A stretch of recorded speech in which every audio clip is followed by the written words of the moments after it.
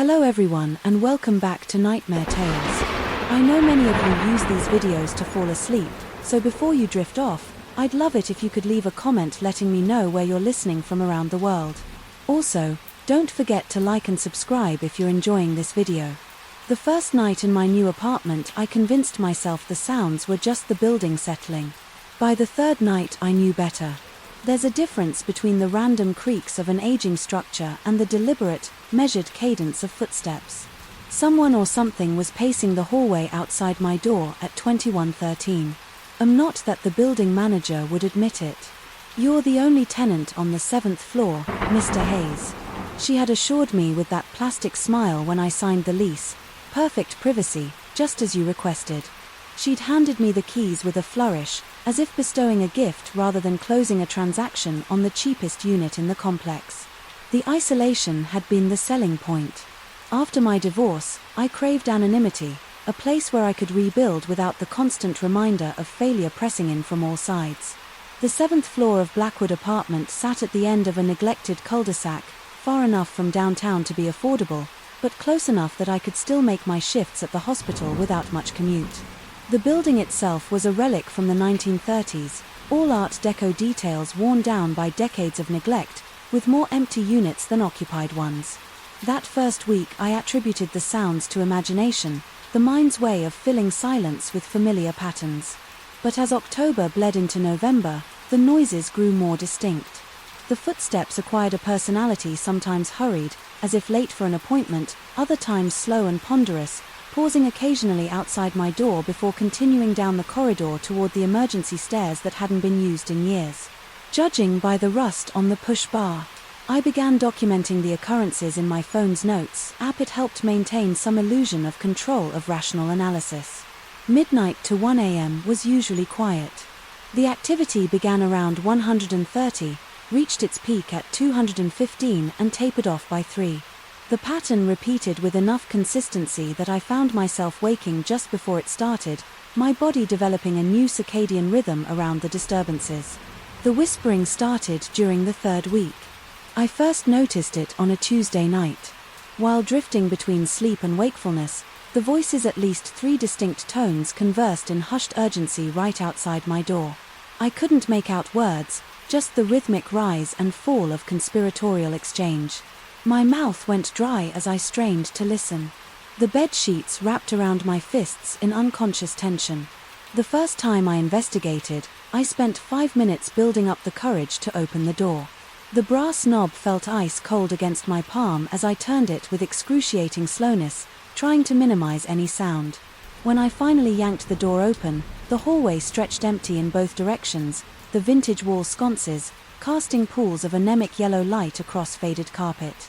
The silence was absolute, as if the building itself was holding its breath. I started setting up my phone to record while I slept. Each morning I would review the footage, and each morning I found nothing but occasional static or the distant hum of the building's ancient heating system. Yet the sounds continued, growing bolder. A sharp rap on the bathroom wall while I showered.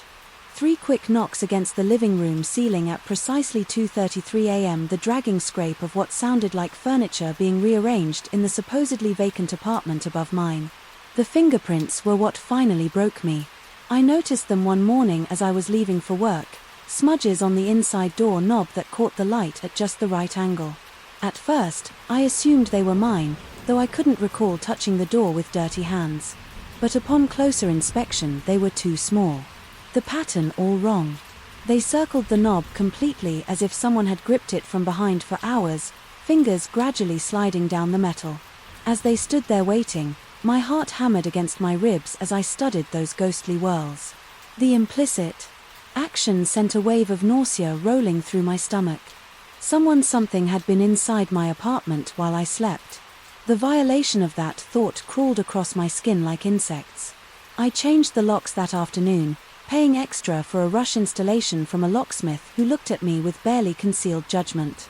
When I insisted on both a deadbolt and a chain, I bought a wedge door stop and camera system I couldn't really afford. I even purchased a baseball bat, though I hadn't played since high school. That night the building fell into an unnatural quiet. No footsteps, no whispers, no knocks, just the hum of electronics and the occasional distant siren from the city. I lay awake until dawn, the new bat within arms reach jumping at every creak and pop from the heating vents. The silence lasted 3 nights, long enough that I began to wonder if I'd imagined the whole thing, if stress and isolation had manufactured a haunting where none existed. The building manager's concerned expression when I'd asked about other tenants now seemed less dismissive and more worried about my mental state. On the 4th night I woke to the sound of scratching, faint, persistent, coming from inside the walls. It moved in irregular patterns, sometimes stopping for minutes before resuming from a different location. The sound followed me as I moved through the apartment, always emanating from whichever room I wasn't in. My security cameras picked up nothing but empty rooms and undisturbed furniture. I began to map the strange occurrences, logging times and locations in a notebook that grew increasingly chaotic with observations. The scratching appeared most often near electrical outlets. The temperature dropped noticeably before the whispering began. The hallway footsteps followed the same path night after night, always ending at the emergency exit but never triggering the alarm that should have sounded when the door opened. Sleep deprivation eroded my certainty at work.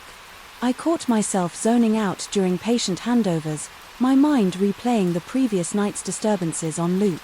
My supervisor expressed concern about my bloodshot eyes and trembling hands. I offered vague explanations about insomnia and promised to see someone about it. Knowing I wouldn't, researching the building's history became an obsession.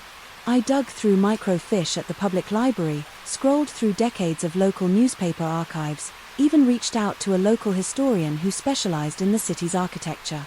The Blackwood had once been a hotel, before being converted to apartments in the 1960s. Nothing in its past suggested tragedy or violence.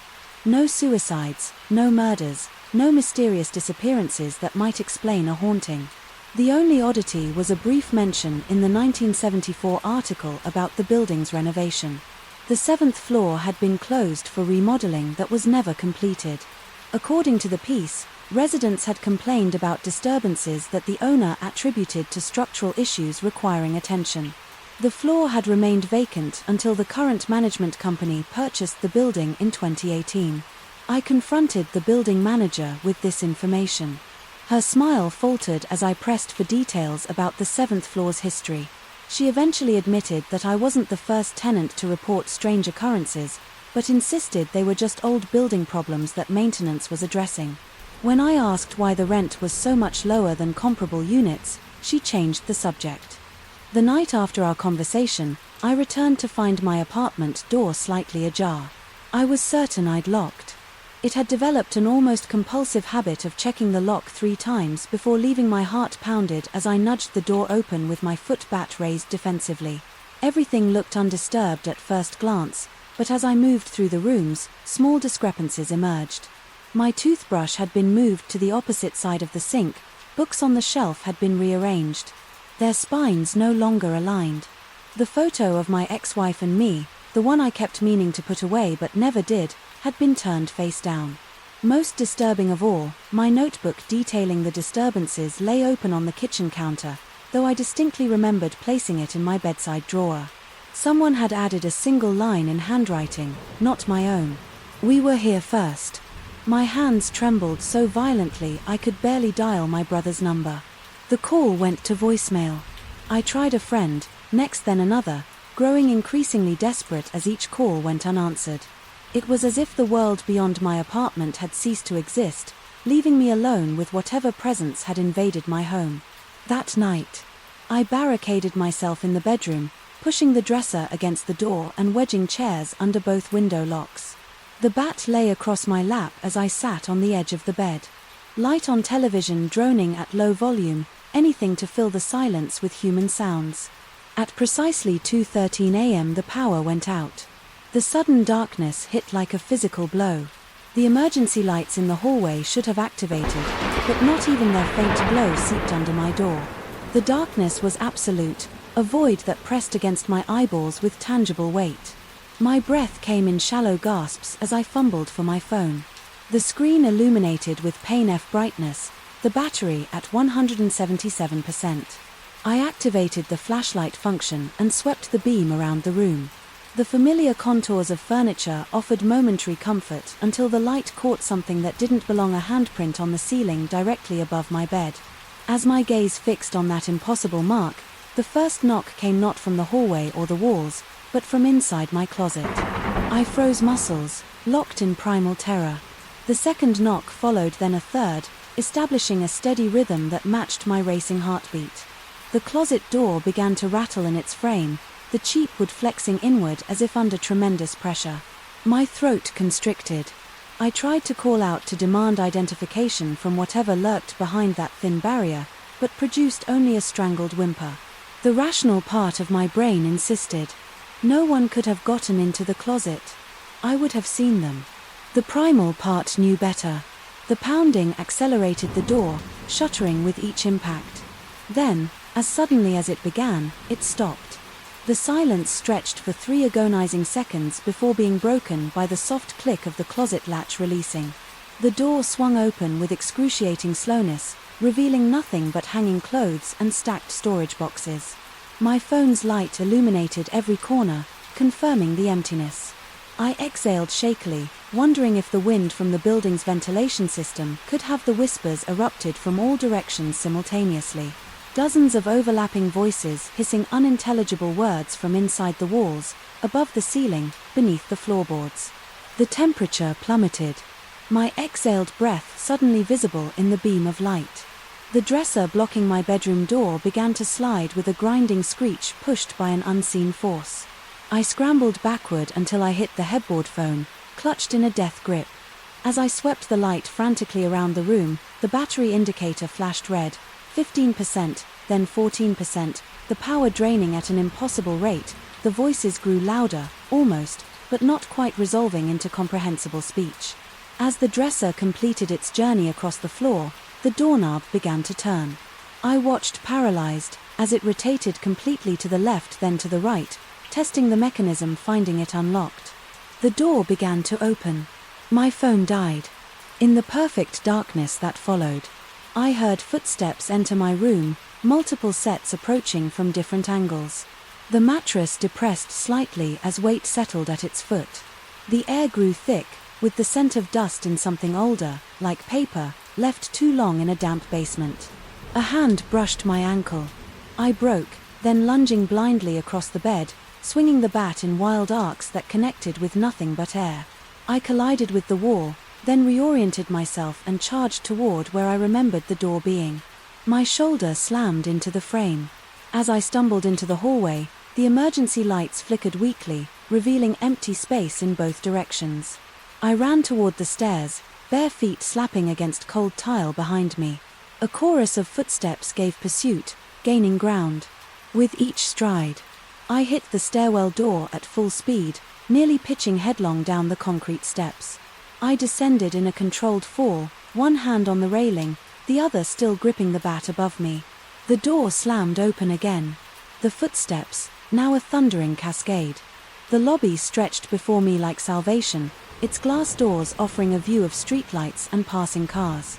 I crossed the faded carpet at a sprint, reaching for the push bar. It didn't budge.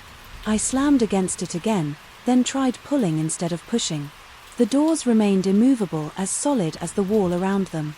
Through the glass, I could see people walking past. Oblivious to my plight, I pounded on the transparent barrier, screaming for help. No one turned, no one heard. The footsteps reached the bottom of the stairs. I spun around, pressing my back against the unyielding door, raising the bat and trembling hands. The lobby stood empty. I waited, muscles tensed, for an attack that didn't come. Minutes dragged by in silence. Eventually I gathered enough courage to cross back to the stairwell, peering cautiously up the concrete shaft. Nothing moved in the shadows. I tried the front doors again. They opened, effortlessly admitting a rush of cold night air that raised goosebumps along my arms. I stepped outside, half expecting some force to pull me back in. Nothing did. I spent what remained of that night in my car, parked under the harsh fluorescence of a 24-hour gas station. When morning came, I returned only long enough to pack essentials, performing the task with frenetic speed while daylight streamed through the windows. As I was zipping my suitcase, My phone chimed with a text from the building manager moving out so soon. "Mr. Hayes, the 7th floor won't be the same without you. The others were just getting to know you." I abandoned the lease, forfeiting my security deposit without complaint. The management company never contacted me about the remainder of my contract. Sometimes I drive past the Blackwood compelled by a fascination. I can't explain the 7th floor. Windows remain dark, but occasionally I glimpse movement behind the glass, a shifting of curtains, the suggestion of a silhouette. According to the building's website, the 7th floor remains unoccupied. Yet at night lights flicker on and off in windows that should be empty. And sometimes when I sit in my car across the street, I see a familiar figure moving from room to room in what used to be my apartment, a man about my height and build, performing the mundane rituals of daily life. His face is always turned away from the window, but I know what I'd see if he turned around. The same hands that left those dusty prints on my doorknob now operate his limbs. The same voices that whispered outside my door now control his vocal cords. They were there first after all, and they've been looking for new tenants for a very long, long time. The first night I heard it, I convinced myself it was just the house settling. Old buildings make noise, they breathe, they creak, they whisper to themselves in the dark. But this wasn't the familiar symphony of aging wood and pipes. These were footsteps, deliberate, measured directly above my bedroom, where nothing should exist except empty space and roof. I had signed the lease 3 weeks ago, a steel, really a single-story, ranch-style home on the outskirts of town, far enough from neighbors to avoid their prying eyes, but close enough to civilization that I didn't feel completely isolated. The listing had been clear: 2 bedrooms, 1 bathroom, a modest kitchen and a living room with a fireplace. I doubted I'd ever use nothing about an attic, nothing about a 2nd floor, nothing about the narrow door at the end of the hallway that I had assumed was a linen closet, until I opened it and found a steep staircase disappearing upward into darkness. The landlord hadn't mentioned it during the walkthrough, and I hadn't asked what was there to ask. It was just storage space, cramped, dusty, filled with cardboard boxes left behind by previous tenants. The ceiling hung low, forcing me to hunch over. When I first explored it, my flashlight beam cutting through decades of undisturbed dust modes.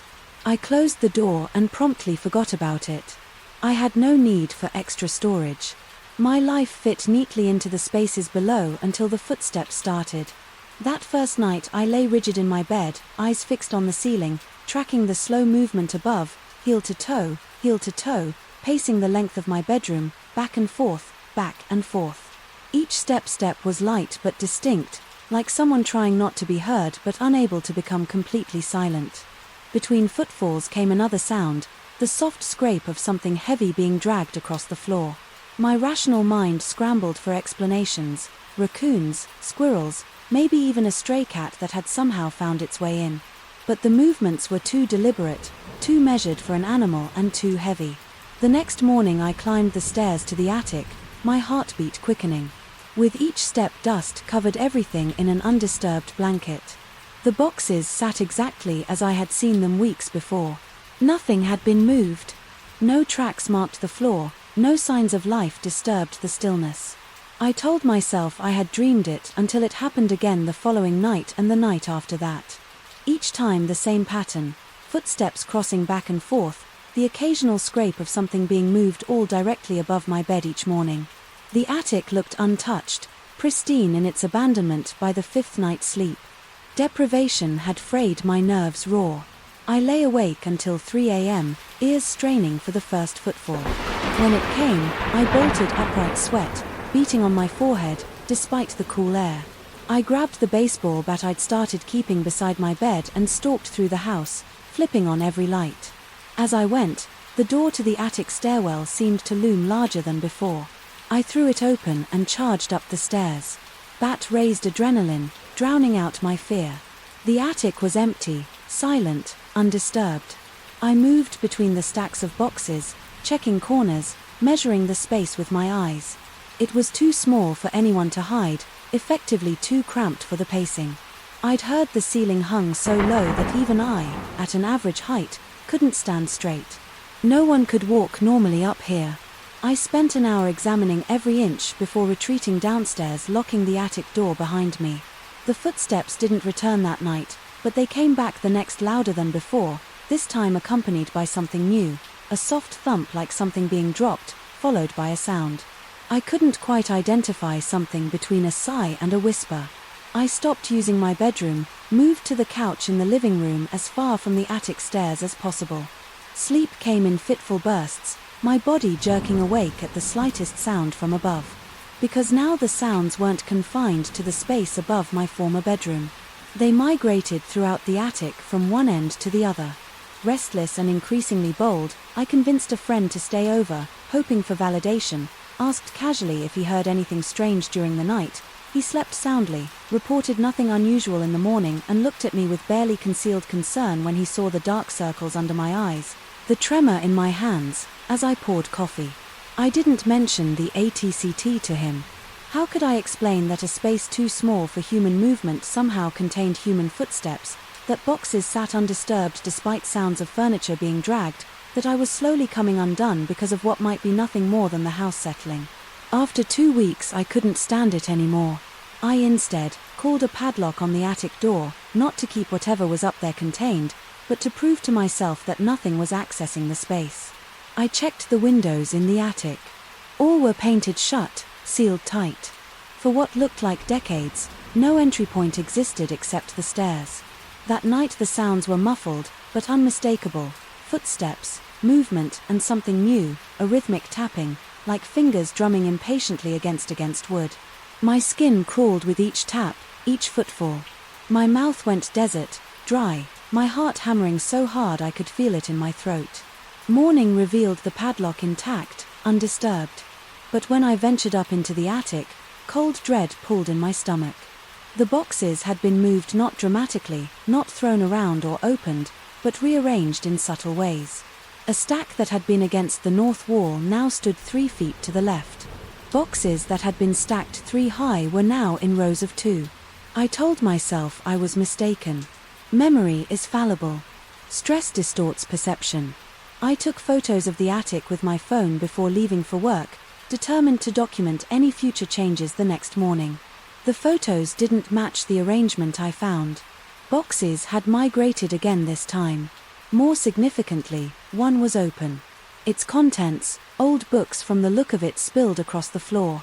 The padlock remained intact, unbroken, unopened. I changed the locks on all exterior doors, checked every window twice, convinced myself there must be another entrance to the attic. I hadn't discovered some hidden access point that would explain everything. Rationally, I tapped walls, measured rooms against each other, looking for inconsistencies that might reveal a secret passage. Nothing. A week later came the power outage. One moment I was watching TV trying to drown out the now constant sounds from above, and the next I was plunged into darkness. The sudden silence was almost as startling as the blackout.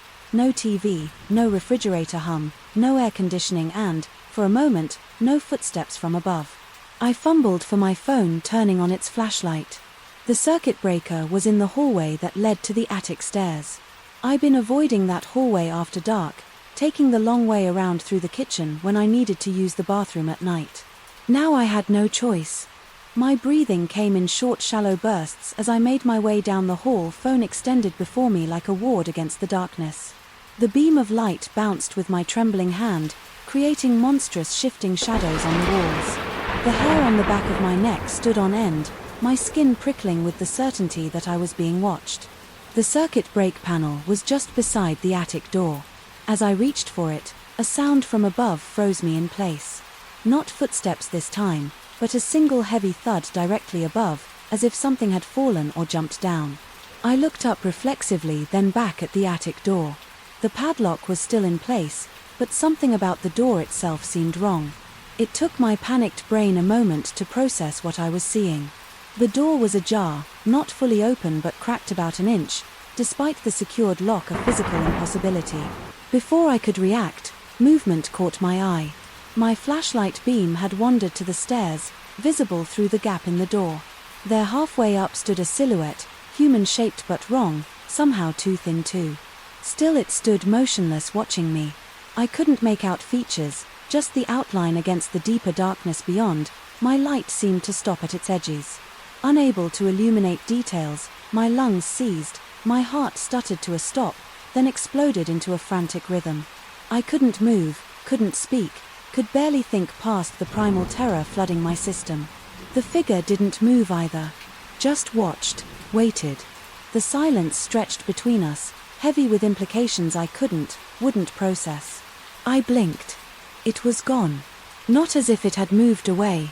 There hadn't been time, and I would have seen it retreat up the stairs. It was simply gone between one heartbeat and the next, leaving nothing but empty space where it had stood. I fled, ran out the front door in my bare feet, keys clutched in my shaking hand, and drove to a motel. Called in sick to work the next day, contemplated never returning to the house, but daylight brought forced rationality. I had a lease, most of my possessions were there.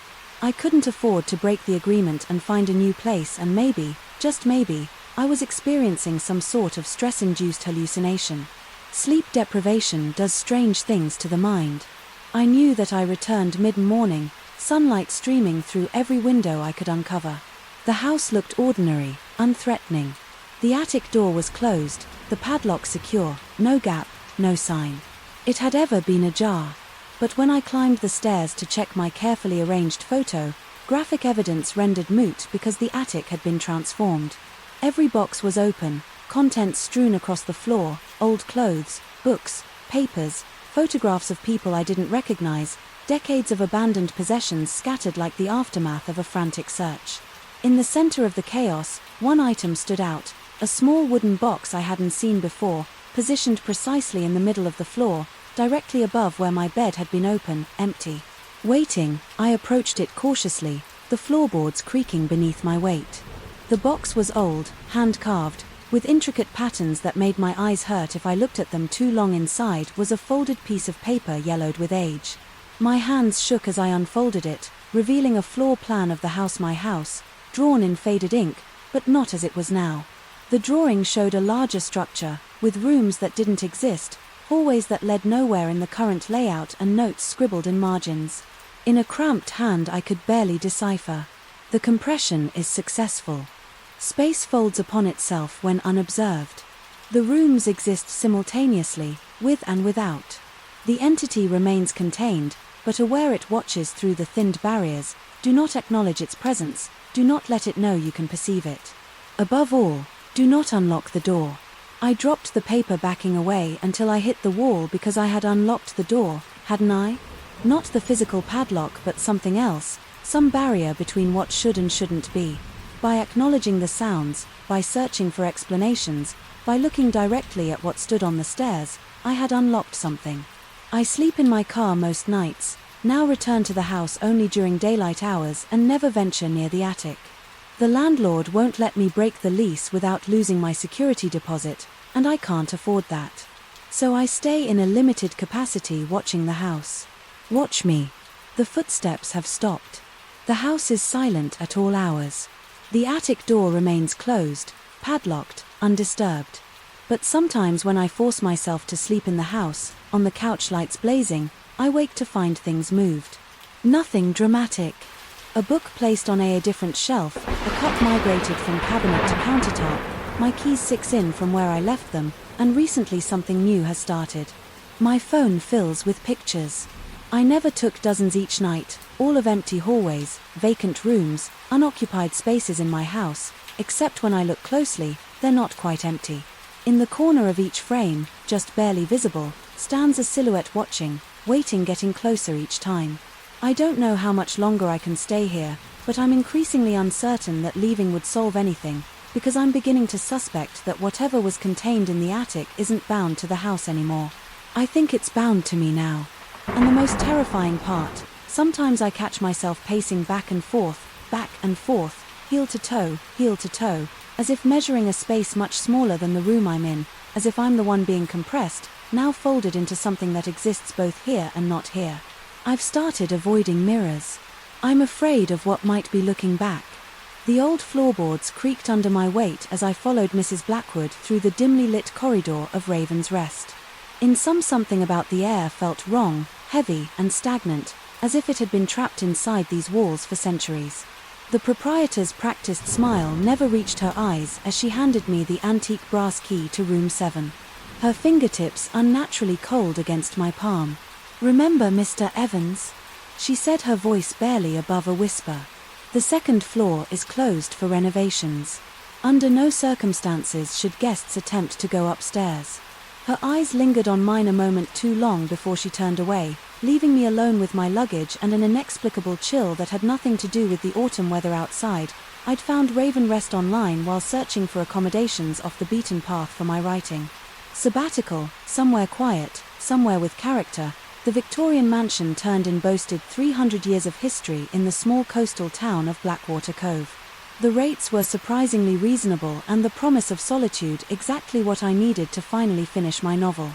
The online reviews mention the place was atmospheric and full of old-world charm, descriptions that seemed innocuous at the time. My room was spacious enough, with worn but elegant furnishings that spoke of bygone eras. A 4-poster bed dominated the space, its heavy burgundy curtains absorbing what little daylight filtered through the single window. A writing desk faced the wall, positioned beneath an ancient mirror with a tarnished silver frame. The ceiling rose high above, adorned with intricate crown molding that drew the eye to a small circular pattern directly above the bed. The first day passed uneventfully. I spent hours at the desk productive. For the first time in months, the isolation and lack of modern distractions seemed to be working their magic. I wrote until my fingers ADHD, stopping only when my stomach demanded attention. Mrs. Blackwood had prepared a solitary dinner in the small dining room downstairs. She watched me eat from the kitchen doorway, her thin frame barely visible in the shadows. When I asked about the history of the house, she provided only vague references to wealthy merchants and noted that the property had changed hands many times over the centuries. My inquiries about the second floor were met with a TUR reminder that it was unsafe due to structural concerns. The conversation died after that, leaving me to finish my meal in silence. It was during my first night that I heard them. The antique clock in the hallway had just chimed. Twice when I jerked awake, my heart hammering against my ribs, something had pulled me from deep sleep, not a nightmare, but a sound. I lay perfectly still, ears straining in the darkness. At first there was nothing but the gentle tapping of tree branches against my window and the distant crash of waves on the shore. Then I heard it, voices, not one but several, engaged in what seemed to be a heated discussion directly above my ceiling. The words were indistinct, muffled as if coming through layers of insulation, but the cadence was unmistakably human. The circular pattern in the ceiling center appeared to amplify the sounds, almost like an acoustic design feature. My mouth went dry as I listened to the rise and fall of their tones, sometimes urgent, sometimes dropping to whispers too faint to perceive. I told myself it must be other guests. Despite Mrs. Blackwood's claim that I was the only one staying at the end that week. Perhaps she had family living upstairs, or workers had arrived early for the renovations. Logical explanations existed. They had to. In the morning, the memory of those voices seemed less threatening. In the weak sunlight that filtered through my window, I mentioned hearing movement upstairs to Mrs. Blackwood as she served breakfast. Her hand trembled slightly as she poured my coffee, dark liquid sloshing dangerously close to the cup's rim. She denied anyone being up there, explaining that the old house simply settled. At night, the pipes, she added with a dismissive wave, sometimes made strange sounds that new guests mistook for voices. Her explanation seemed rehearsed, delivered with the same hollow smile that never touched her eyes. I spent that day exploring the small town, gathering local information. At the Historical Society, I learned more about R.S. Rest than Mrs. Blackwood had shared. The building had originally belonged to a shipping merchant named Elias Blackwood. In the early 1700s, records indicated the upper floor had once housed servants' quarters. When I asked if there were any tragic events associated with the property, the elderly archist's expression darkened. She hesitated before mentioning rumors of disappeared servants and whispers of dark rituals, but quickly dismissed them as local superstition. My skin prickled as she described how Elias Blackwood had been obsessed with communicating with entities he believed existed in the spaces between worlds. That night I was prepared. I stayed awake watching the ceiling and waiting. The clock struck 2 and, like clockwork, the voices began. My pulse quickened as I strained to make out words. This time I detected a pattern, what sounded like questions followed by responses, almost like an interrogation. One voice seemed to dominate deeper than the others, with an authority that made my skin crawl. The conversation lasted precisely 17 minutes before abruptly stopping. Unable to contain my curiosity, I slipped from bed, my bare feet flinching at the touch of the ice, cold floorboards. I grabbed my phone for light and stepped into the hallway. The air felt different outside my room, thicker, with an acrid undertone that burned the back of my throat. My flashlight revealed nothing unusual in the corridor, just faded wallpaper and the staircase leading to the forbidden second floor. The stairs creaked ominously, with each step sweat bead on my forehead, despite the chill. At the top landing stood a heavy oak door, just as Mrs. Blackwood had described. Locked and off limits, I tested the handle, finding it immovable. Pressing my ear against the wood, I heard nothing but the blood rushing through my veins. As I turned to head back down, something caught my eye, a dark substance seeping from beneath the door. My throat constricted as I crouched for a closer look. It appeared to be water, but in the beam of my flashlight it had an unmistakable reddish tint. I reached out, fingers trembling, but before I could touch it, the substance retreated, pulling back under the door as if being drawn away by some unseen force. My heart slammed against my ribs as I scrambled backward, nearly falling down the stairs in my haste. When I reached the bottom, I glanced back up to see Mrs. Blackwood standing in the shadows of the hallway, watching me with eyes that reflected my flashlight beam, like those of a nocturnal animal. She said nothing, merely shaking her head slowly before disappearing into her quarters. Sleep evaded me for the remainder of the night. My rational mind fought to explain what I'd seen, perhaps rust in old pipes or a trick of light on ordinary water. But deep down, a primal part of me recognized that what I'd witnessed defied logical explanation. The following day I considered checking out early but found myself unable to leave. My fascination had evolved into obsession. I needed answers in town. I sought out more information, speaking with locals at the small pub by the harbour. Most were reluctant to discuss Raven's Rest, changing the subject or finding reasons to move away from me. One old fisherman, however, loosened by ale, leaned close and warned me in hushed tones about the Blackwood family's reputation. He spoke of generations of owners who were rumoured to have discovered something in the house, a way to communicate with those on the other side. The rituals he claimed required vessels' willing or unwilling participants to facilitate the conversations. When I asked about Mrs. Blackwood, he grew visibly uncomfortable, muttering that she was the last of her line and tended to get attached to certain guests. Before I could press for clarification, he made an excuse and left his unfinished drink abandoned on the bar. That night I set an alarm for 1:55 a.m. When it vibrated beneath my pillow, I was already awake, my body tense with anticipation. I'd hidden a small audio recorder above the crown molding, hoping to capture evidence of the voices at exactly 2 a.m. They began again, but this time something was different.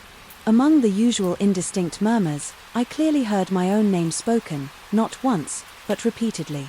Woven through the conversation like a refrain, my blood turned to ice water in my veins. The voices grew louder, more distinct, no longer muffled, but crystal clear, as if the ceiling between us had dissolved. The dominant voice issued what sounded like commands, while others responded with reluctant acquiescence. Then came a sharp sound like splitting wood, followed by the unmistakable rhythm of footsteps directly overhead, slow, deliberate steps that moved from the center of the room toward what would be the door to the second floor. The temperature in my room plummeted.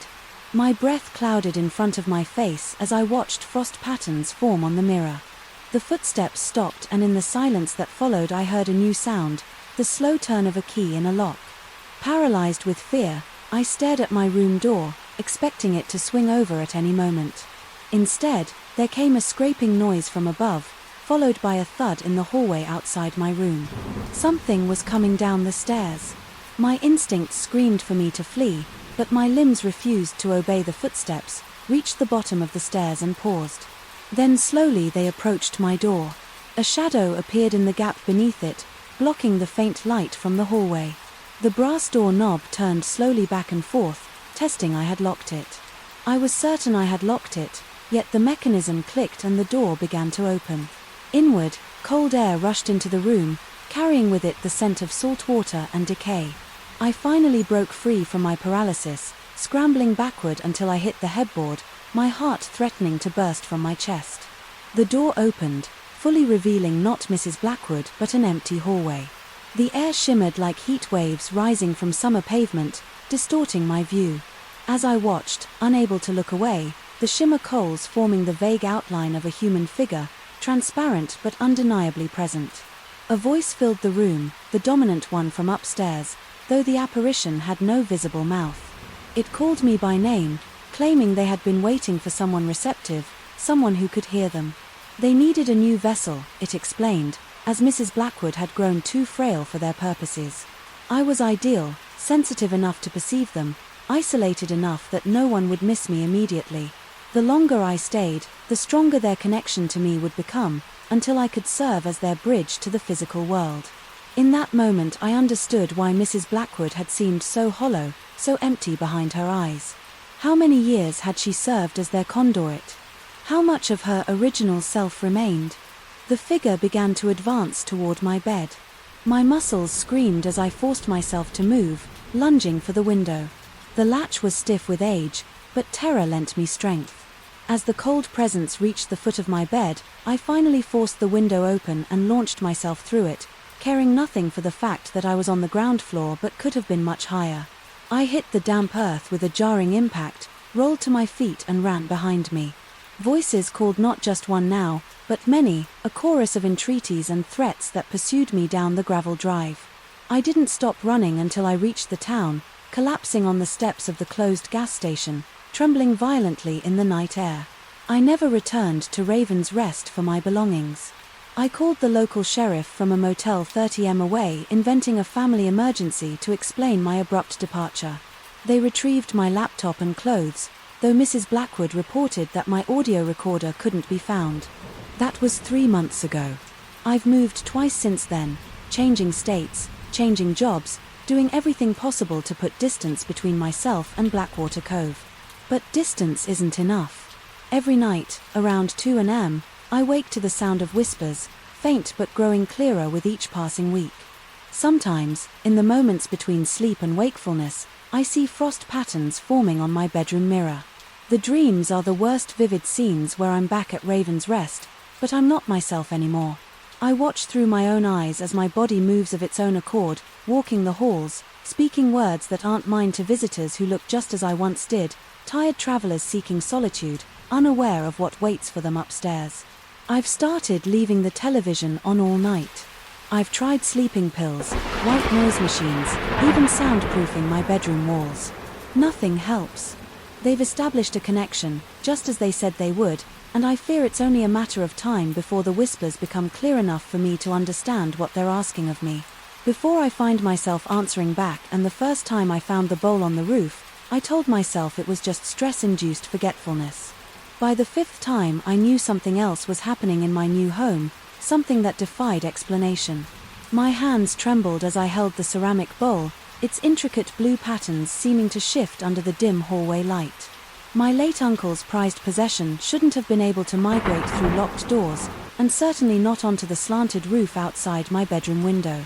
Yet there it was again positioned, precisely where the morning sun would illuminate its glazed surface, as if demanding to be noticed. I purchased the Victorian-style home on Blackwood Lane at a price that seemed too good to be true. 3 bedrooms, original hardwood floors, a wraparound porch and a spacious attic, all for less than comparable properties in the area. The real estate agent mentioned something about the previous owners leaving abruptly, but I was too enchanted by crown molding and bay windows to press for details. Moving from my cramped apartment into this 19th century masterpiece felt like stepping into the life I'd always envisioned for myself. The bowl was the only item I had inherited from Uncle Robert. When my parents delivered it after the reading of his will, they mentioned how odd it was that he'd specifically named me as its recipient, especially since we'd never been particularly close. I remembered seeing it displayed prominently in his study during the few childhood visits I'd made to his remote farmhouse. The intricate ceramic piece featured concentric patterns of deep cobalt blue with strange symbols etched into its base that resembled no language. I recognized I'd placed it on my mantelpiece as a respectful nod to family obligation rather than genuine appreciation. 3 days after moving in, I discovered the bowl in the garden shed nestled among rusted tools. I distinctly remembered placing it on the mantel the previous evening, assuming I had moved it during my unpacking delirium and forgotten. I returned it to its place the next morning. It sat perfectly centered on my kitchen island the day after, balanced precariously on the banister of the second floor, landing each time I returned it to the mantel each time it migrated elsewhere. On the 7th night, I placed the bowl in a locked cabinet in my home office. I double-checked the lock, even testing the door with several firm tugs. For added measure, I positioned a chair against the cabinet and balanced my phone on the chair's edge, an improvised alarm system that would clatter to the floor if disturbed sleep came. Reluctantly that night, my mind racing through rational explanations.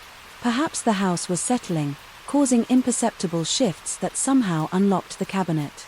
Maybe I was sleepwalking for the first time in my life. Possibly I was experiencing early onset dementia like my grandmother. At 3:17 a.m., I awoke to absolute silence. No phone clattering, no disturbance whatsoever. Relief washed over me until I rolled over and saw the bowl sitting on my nightstand, less than a foot from my face. My heart slammed against my rib cage as I scrambled backwards, tumbling from the bed and crashing to the floor. Cold sweat drenched my t-shirt. My breath came in shallow, rapid bursts that couldn't satisfy my lungs' desperate demand for oxygen. The bowl remained motionless, its blue patterns seeming to pulse in the dim glow of the street light filtering through my curtains. I fled the room, spending the remainder of the night huddled on the living room sofa with every light blazing. When morning came, I checked the cabinet's still locked chair, undisturbed, as if the bowl had simply phased through solid matter. Desperate for answers, I took the bowl to an antiques appraiser the following day. The elderly woman examined it carefully, her magnifying glass hovering over the strange markings on its base. She explained that the piece appeared to be mid-19th century, likely of Eastern European origin, though the symbols defied her expertise in ceramics markings. When I explained my predicament, choosing my words carefully to avoid sounding deranged, her expression shifted from professional interest to guarded concern. She returned the bowl, hastily suggesting I consult with a different type of expert, one who specialized in objects with attachment issues. As she delicately phrased it, that afternoon I spent hours researching the history of my house. The local historical society provided records showing the home had been built in 1872 by a merchant named Elias Blackwood, who had made his fortune importing exotic goods from Eastern Europe. The property had changed hands numerous times over the decades, with several owners departing under unusual circumstances, sudden relocations, unexpected financial problems or vague health concerns that necessitated moves to different climates. As I drove home, a disturbing thought surfaced. What if my uncle's bowl had some connection to the original owner of my house? The timing aligned historically, and the Eastern European connection seemed too coincidental. My stomach tightened as I remembered that Uncle Robert had been an avid collector of antiques from estate sales across the country. That night I placed the bowl in the center of my kitchen table and simply observed it. The house felt different. Somehow. The usual creaks and settling noises seemed deliberate, as if the structure itself was communicating in a language just beyond my comprehension. The temperature fluctuated unpredictably. Certain rooms became inexplicably cold, while others grew stifling. The air felt dense, charged with a potential energy that made the fine hairs on my arms stand at attention. At midnight I tried a different approach. I spoke aloud to the empty house, addressing whatever force might be listening. I explained that the bowl had been given to me, that I was its rightful owner now, and that I meant no disrespect by bringing it here. My voice echoed through the high-ceilinged rooms, sounding thin and uncertain even to my own ears. As the words left my mouth, the overhead light flickered briefly, and for a moment I could have sworn. I felt something brush past me, not a physical touch, but a disturbance in the air, like the wake of something moving quickly. I barely slept that night, drifting in and out of consciousness on the living room sofa again. Each time I opened my eyes, The bowl remained on the kitchen table, visible through the doorway by morning. Exhaustion had overtaken my fear, and I fell into a deeper sleep. I awoke to a crash from the basement. Sunlight streamed through the windows, indicating late morning. My muscles protested as I rose from the awkward sleeping position and cautiously approached the basement door. The bowl was no longer on the kitchen table. The wooden stairs creaked under my weight as I descended into the cool darkness below. I fumbled for the light switch, my fingers trembling against the wall. When fluorescent lights flickered to life, I saw the bowl resting in the center of the concrete floor intact, despite what had sounded like a fall. As I approached it, something else caught my attention, a section of the basement wall where the ancient wallpaper had peeled away, revealing the plaster. Beneath curiosity overwhelmed caution as I moved closer to examine the exposed wall. Scratched into the plaster were the same strange symbols that marked the base of the bowl. My breath hitched in my throat as I traced the markings with my fingertips, feeling slight indentations that suggested they had been carved when the plaster was still wet during the original construction of the house. A sudden urge compelled me to hold the bowl up to the wall, aligning its markings with their counterparts etched in plaster. As I did, the temperature in the basement plummeted. My breath clouded air in front of my face and a high-pitched ringing filled my ears, drowning out all other sound. The bowl grew warm in my hands, then hot not enough to burn, but uncomfortable enough that I nearly dropped it. The symbols began to glow, with a faint blue luminescence both on the bowl and on the wall, pulsing in unison like a heartbeat. The ringing in my ears resolved into something else, a voice distant and distorted, as if traveling across a vast distance. I couldn't make out words, just emotional impressions, urgency, warning, desperation. My vision blurred at the edges, tunneling until all I could see were the glowing symbols. My knees weakened and I sank to the floor, still clutching the bowl, unable to release it, despite the increasing heat against my palms. In that moment of connection, understanding flooded through me, not in words or images, but in pure knowledge that settled into my consciousness as if it had always been there. The bowl had belonged to Elias Blackwood, the original owner of the house. It had been his prized possession, a vessel containing something not meant to be separated from this place. My uncle had acquired it at an estate sale decades ago, removing it from its rightful home.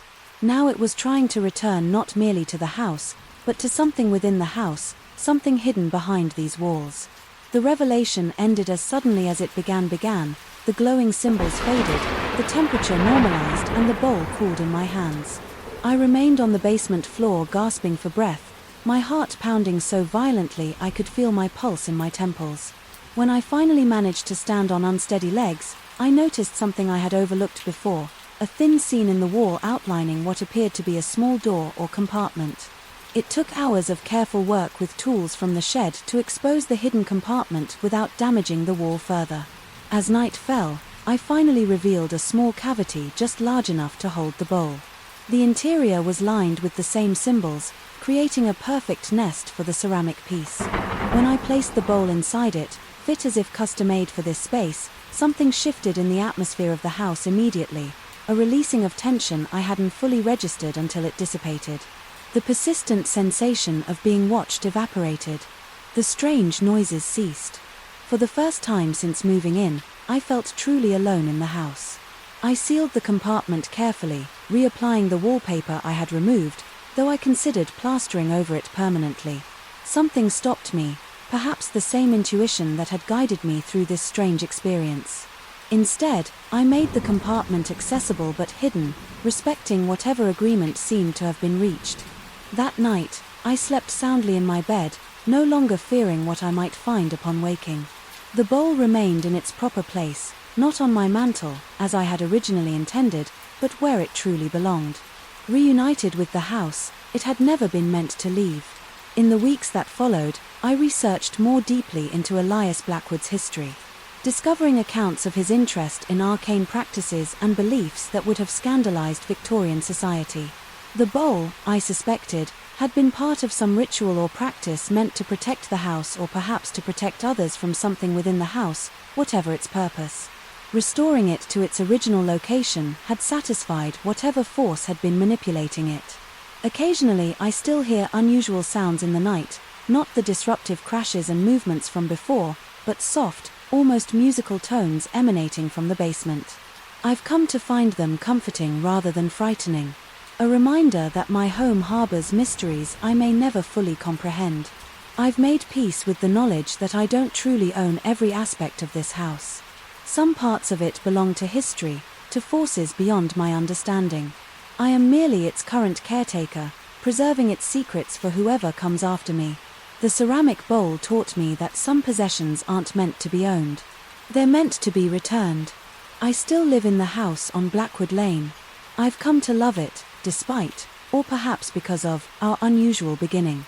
Sometimes, when I pass antique shops, I wonder how many objects sit on those shelves, desperately trying to find their way home to the places where they truly belong.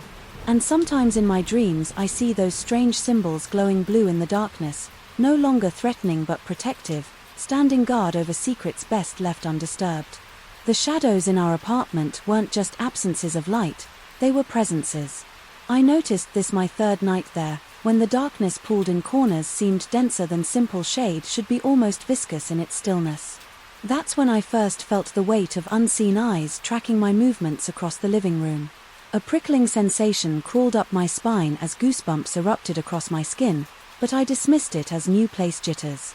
After all, $450 a month for a 3-bedroom near Westlake University was an absurd bargain, even for a building as decrepit as ours. We should have asked why Mike and Ethan seemed unbothered those first few days. We were all electrical engineering grad students, rational to a fault, quick to dismiss what couldn't be measured or quantified. Mike, a tall guy with perpetually unkempt hair, spent most evenings hunched over circuit boards in his room. Ethan, stockier and more sociable, was rarely home, preferring the library or his girlfriend's place across town. This left me alone in the apartment more often than I'd anticipated. The hallway connecting our bedrooms was narrow and windowless. The yellowed paint peeling in long strips like diseased skin.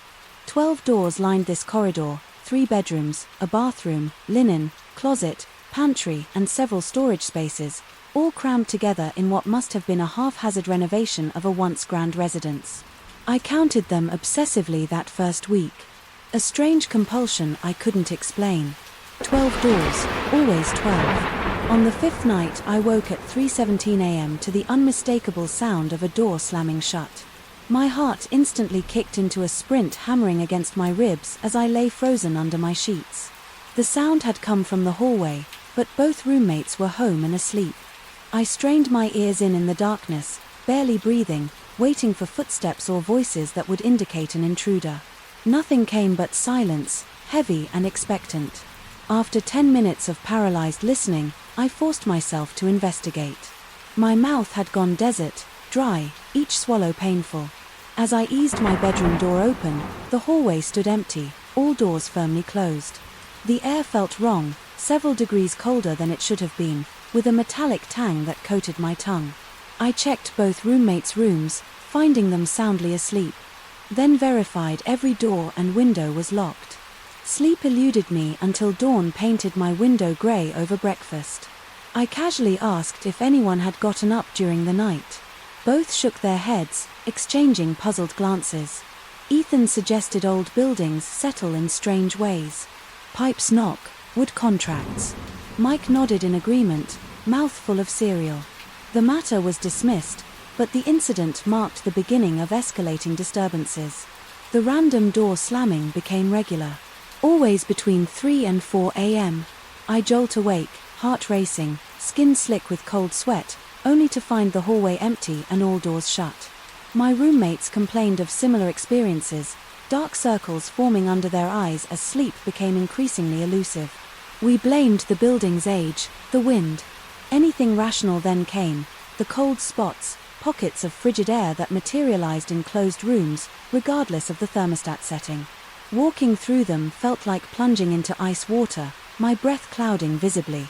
For the seconds it took to pass through these cold zones never appeared in the same place. Twice, migrating throughout the apartment like hunting predators, 2 weeks in the bathroom sink began turning on by itself. The first time it happened, I was alone studying in my room when the distinctive squeak of the faucet handle turning caught my attention. My stomach tightened into a hard knot as I approached the bathroom, finding water streaming into the basin, though no one had been near it. I twisted the handle shut with trembling fingers, noticing how unnaturally cold the metal felt against my skin. When I reported this to my roommates, their forced laughter couldn't mask their unease. We agreed to check the plumbing, but none of us actually did. I began documenting the occurrences in a journal, partly to maintain some semblance of scientific DET attachment, partly to convince myself I wasn't losing my mind. The entries grew increasingly frantic. Day 17 do slammed 3 times.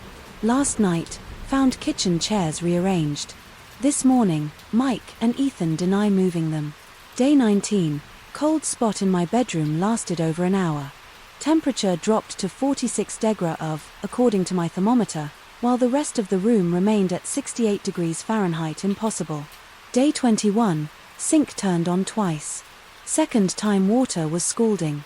Hot steam filling the bathroom discovered deep scratches inside the basin that weren't there. Before sleep, deprivation began taking its toll. During lectures, my attention drifted as shadows in the periphery of my vision seemed to move independently. My academic performance suffered. Professors emailed concerns. I blamed insomnia but couldn't explain its cause without sounding deranged. Mike was the first to break. I found him one morning staring vacantly at his reflection in the bathroom mirror, knuckles white, as he gripped the sink's edge. When I asked if he was okay, he turned to me with bloodshot eyes and whispered that something had been whispering his name all night from inside the walls. He moved out that afternoon, offering no explanation to our landlord, leaving his security deposit behind. Ethan and I tried to rationalize Mike's departure as stress-induced paranoia, but our nervous laughter rang hollow. In the apartment that now felt cavernous with one less occupant, we silently agreed to spend more time in common areas, neither willing to admit we were afraid of being alone. The night after Mike left, I woke to what sounded like fingernails dragging slowly across the ceiling above the living room. The scraping noise raised every hair on my body. As I lay paralyzed, my pulse throbbing in my temples.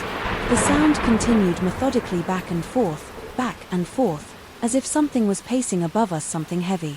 After an eternity of that rhythmic scratching, I forced myself from bed.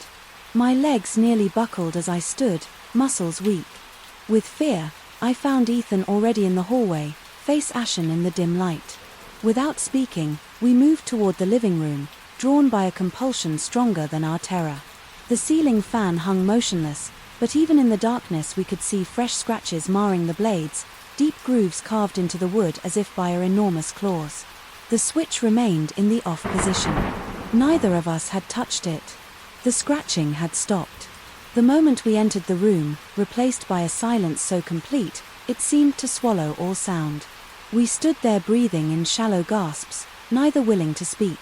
What we both knew, something was in the apartment with us, something that wasn't bound by physical laws, something that was growing stronger. Ethan broke first, stuttering that he'd be staying at his girlfriend's indefinitely. He packed a bag and was gone within 20 minutes, leaving me alone in the increasingly hostile space. I considered following his example, but found myself unable to leave.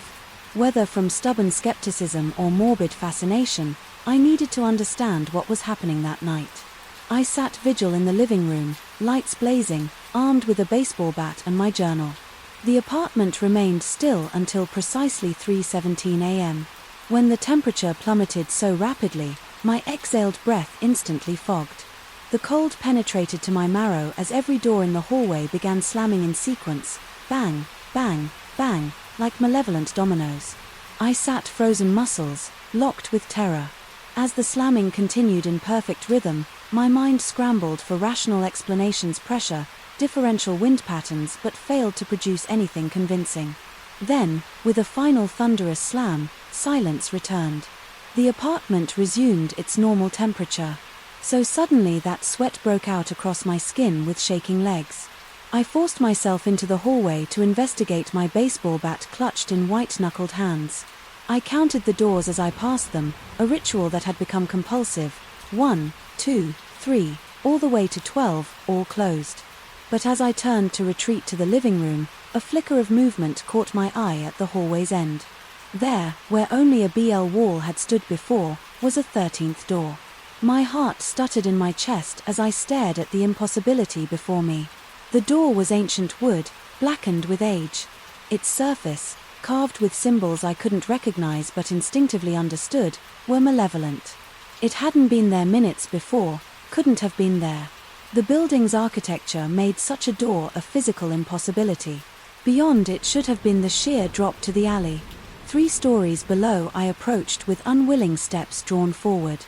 Despite the primal fear screaming through every nerve, the wood grain seemed to shift subtly under my gaze, patterns rearranging like living tissue. My hand moving with a will separate from my conscious mind reached for the tarnished brass doorknob. The metal burned with cold against my palm. As I grasped it, my fingers instantly numbing.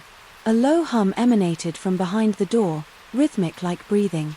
I stood transfixed, unable to turn the knob, yet equally unable to release it, locked in a moment of terrible potential energy from the corner of my eye. I caught movement in the wall beside the door, the yellowed wallpaper rippling as if something was pushing against it from within. The ripples spread, traveling along the corridor's surface like waves. The walls, suddenly flexible as fabric. A bulge formed, stretched, took on the vague impression of a face, hollow eye sockets, a gaping mouth pressing outward as if trying to emerge. The sight broke my paralysis. I jerked away from the door, my numb fingers tingling painfully. As circulation returned, I stumbled backward, my spine hitting the opposite wall as the bulging face receded. Wallpaper smoothing as if nothing had disturbed it. The 13th door remained a dark maw. In reality itself, I retreated to my room, barricading the door with my desk. Sleep was impossible. I sat with my back against the wall, eyes fixed on the door, until morning light filtered through my window. When I finally summoned the courage to emerge, the hallway contained only 12 doors. The 13th had vanished, leaving no trace of its existence. In the harsh light of day, I questioned my sanity. Sleep deprivation and suggestion could explain hallucinations. I considered seeking psychological help, but feared the inevitable questions about substance abuse or family history of mental illness. Instead, I drove to the county records office and requested any information on the building's history. What I found shattered any hope of rational explanation. The apartment building had originally been a psychiatric hospital in the early 1900s, notorious for experimental treatments. My bedroom had once been part of the ward where the most disturbed patients were housed. The renovation into our apartments had occurred after a mysterious fire in 1953 that claimed no lives but destroyed the hospital's east wing, precisely where the 13th door had appeared. I didn't return to the apartment. I packed essential belongings into my car and checked into a motel, then emailed my professors requesting a leave of absence. My security deposit, like Mike's, remained unclaimed. 2 months later, safely relocated to a studio apartment across town, I ran into Ethan at a campus cost shop. The dark circles under his eyes had vanished and he seemed almost embarrassed about our shared experience. He suggested carbon monoxide poisoning could explain our shared delusions. I nodded along, willing to embrace any explanation that didn't involve 13th doors or faces and walls. As we parted, Ethan mentioned offhandedly that new tenants had already moved into our old apartment, 3 of them all students looking for cheap rent. I felt a coldness spread through my chest as he wished them better luck than we had that night. I dreamed of a long corridor lined with doors 12 visible and 1 hidden waiting to be manifested behind it. Something patient watched and waited, existing in the boundaries between walls growing stronger with each acknowledgement of its presence. And in the dream I understood with perfect clarity that I had never truly left the apartment. Part of me remained there, trapped in the space behind the 13th door, while something else had walked away wearing my face. I woke, gasping, my body drenched in cold sweat. For a moment in the disorientation between sleep and wakefulness, I could have sworn my bedroom wall rippled slightly, as if something behind it had taken a deep breath. But by the time I fumbled for the light switch, the wall stood solid and innocuous. I tell myself it was just a dream. I tell myself I'm safe now away from that place, but sometimes in the darkest hours before dawn, I find myself counting the doors in my new apartment, and sometimes just for an instant I think I count one too many BR song. The fluorescent light above my desk flickered a staccato pulse matching the throb behind my eyes. I glanced at my watch. 9:47 p.m. 3 hours passed when the building should have emptied. Yet here I sat, the only illuminated window in a tower of darkness from the 23rd floor. The city sprawled beneath me, a constellation of lights that felt increasingly distant from my isolated position. I hadn't intended to stay this late again, but the H account wouldn't resolve itself. That was the price of independence. My small consulting practice demanded hours that larger firms distributed among dozens. The silence of the empty building had become my nightly companion, punctuated only by the hum of the ventilation system and occasional settling of the structure until tonight. I first noticed it while reviewing spreadsheet data. A murmur so faint. I initially mistook it for traffic noise carrying up from the streets below. But as I paused, pen hovering over my notepad, the sound clarified itself. Voices not one but several engaged in what seemed to be a heated discussion. The sound originated from somewhere down the corridor beyond my office walls. My first thought was rational. The cleaning crew must have arrived early. Yet I knew this couldn't be true. The janitorial staff worked the early morning shift, never arriving before 5 a.m. Building security had confirmed this when I'd requested my after-hours access pass. No one should be here. I returned to my work, dismissing the sounds as pipes or perhaps the elevator machinery. 10 minutes later the voices grew louder. Words remained indistinct, but the cadence suggested argument, rapid exchanges, AR rising, inflection of frustration, then sudden drops to conspiratorial whispers. My skin prickled as I realized how clearly I could now discern multiple speakers, at least 3 distinct vocal patterns. The pen slipped from my fingers, rolling across the desk and onto the floor as I bent to retrieve it. The voices abruptly ceased. The silence that followed seemed more intrusive than the mysterious conversation had been. I straightened, listening intently, conscious of my quickened breathing when nothing resumed. For several minutes I returned to my work, though concentration now eluded me. My eyes darted to the door every few seconds. I found myself repeatedly checking my phone's clock, 1013, 1017, 1022. The voices returned at 1026, louder than before and with a new quality that sent ice through my veins. Urgency. I stood my chair rolling back against the wall with a dull thud. The conversation outside continued uninterrupted. I moved toward my office door, each step deliberate and soundless on the carpeted floor, with my hand on the handle. I hesitated irrationally, certain that opening the door would bring me face to face with whatever lurked beyond. I swallowed hard, my throat suddenly parched, and pulled the door open in one swift motion. The hallway stretched before me, bathed in the dim blue glow of emergency lighting. Empty. Every office door remained closed, each with its darkened window confirming vacancy. The voices which had been so distinct behind my closed door now seemed to recede, becoming fainter. As I stepped into the corridor, I moved cautiously down the hallway past the elevator bank toward the source of the sound, which seemed to emanate from the far end where the executive suites were located. As I approached, the voices diminished further until by the time I reached the last office, a corner suite belonging to a financial advisor who I'd never seen use the space sign had fully descended. I tried the door handle locked, pressing my ear against the cool wood. I heard nothing but the electrical hum that permeates all modern buildings. Feeling foolish, I made my way back to my office, attributing the experience to exhaustion and the strange acoustics of an empty building. Perhaps sounds from the street had somehow channeled through the ventilation system, creating the illusion of nearby voices. The explanation satisfied me until I stepped through my doorway and stopped short. My chair, which had rolled back against the wall when I stood, now sat squarely before my computer, as though someone had just vacated it. My pulse quickened as I scanned the room. Nothing else appeared disturbed. The spreadsheets remained open on my monitor, the half-empty coffee mug still perched on its coaster. My jacket still hung on the back of the door. I approached the chair cautiously, placing my palm against the cushion to check for warmth. It felt cool, but something else caught my attention, a faint scent that hadn't been present before, something like old paper and cologne, reminiscent of my grandfather's study. Sleep eluded me that night. I lay in my bed, replaying each detail, rationalizing each element of the experience. By morning, I had nearly convinced myself that fatigue had distorted my perception. I must have bumped the chair as I re-entered the room. The scent was probably residual cleaning solution. The voices were undoubtedly from a neighboring building, or perhaps even a television someone had left on in another office. I considered working from home that day, but dismissed the idea as cowardice. The following evening, however, I made a point to leave by 700, gathering my files to review at home. Instead, for 3 days, I maintained this new schedule, departing before darkness fully claimed the city. On the 4th day, a client emergency demanded my attention well past myself and opposed curfew by the time I'd resolved the issue. Night had settled heavily outside my window. The clock on my computer read 8:57 p.m.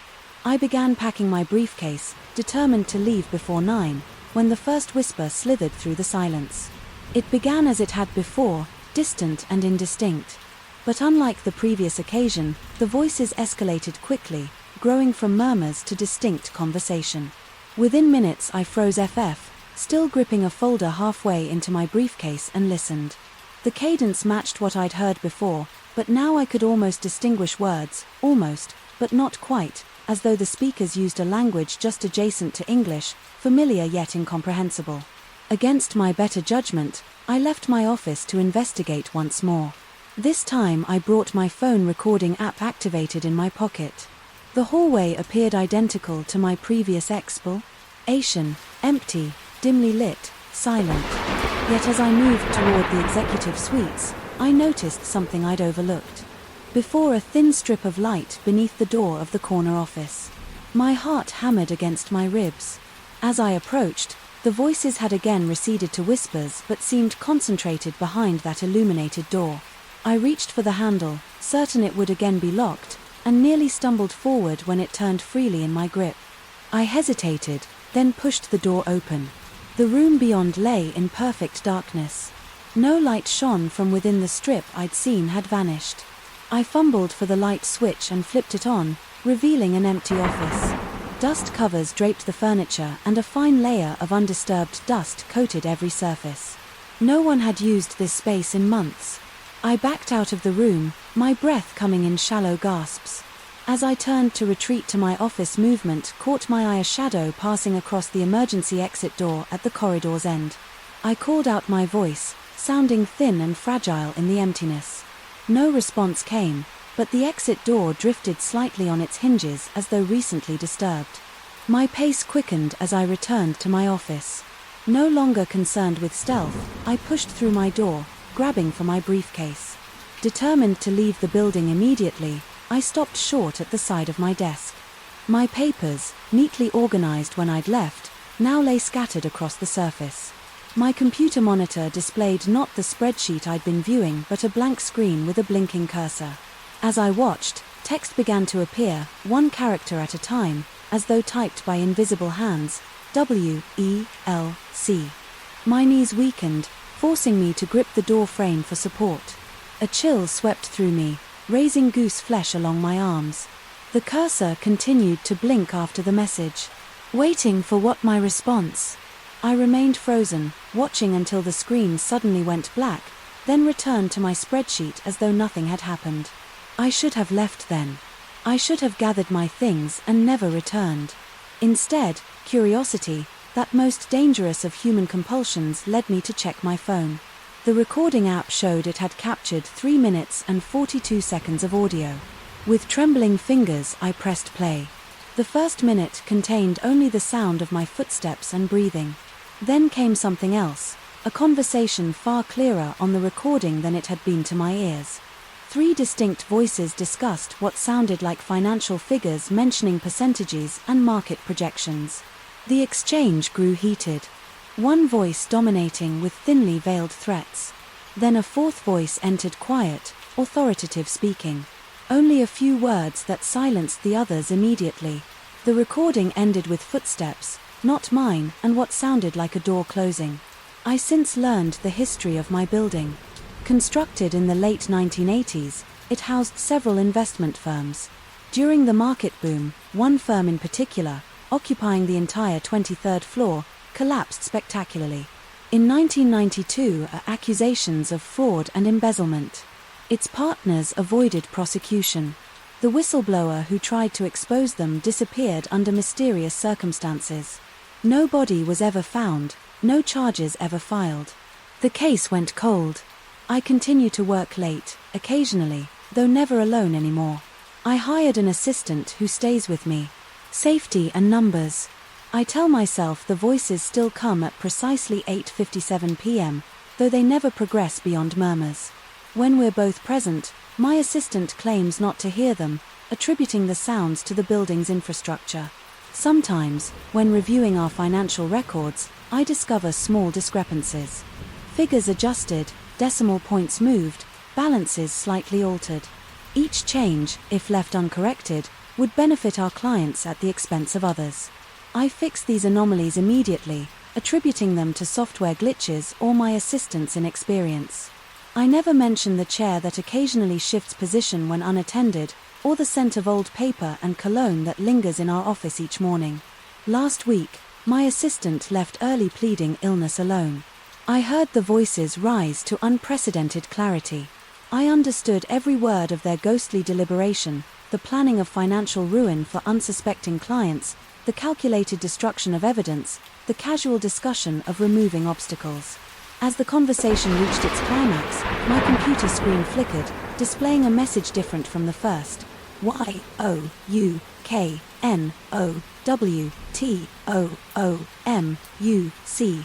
I didn't flee this time. Instead, I spoke aloud to the empty room, explaining that I understood their need for justice, for exposure of past wrongs, but that I couldn't be their instrument. The temperature dropped precipitously as I spoke, my breath fogging in the suddenly frigid air.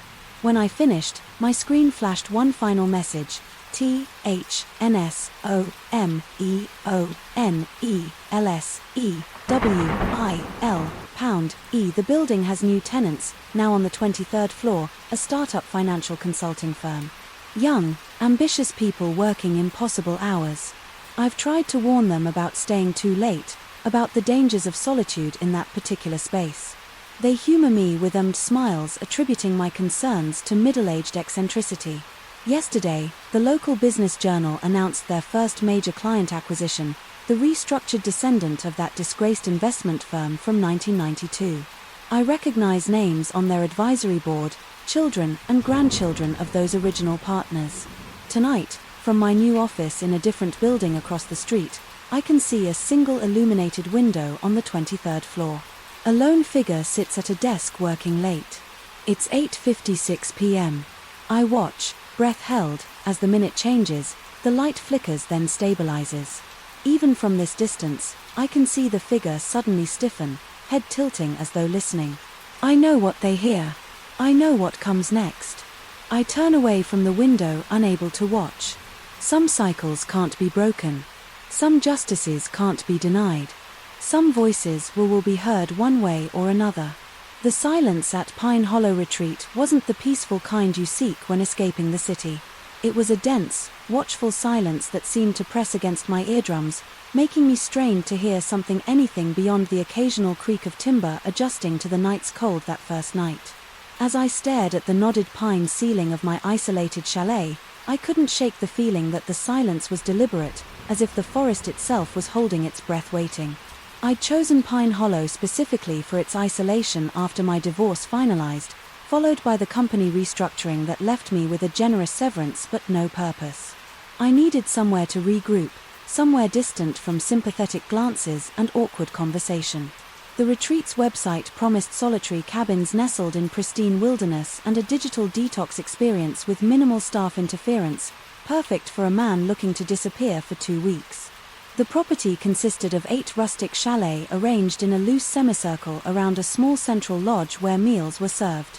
Each chalet sat approximately 50 yards from its neighbors, connected by winding gravel paths through dense spruce trees.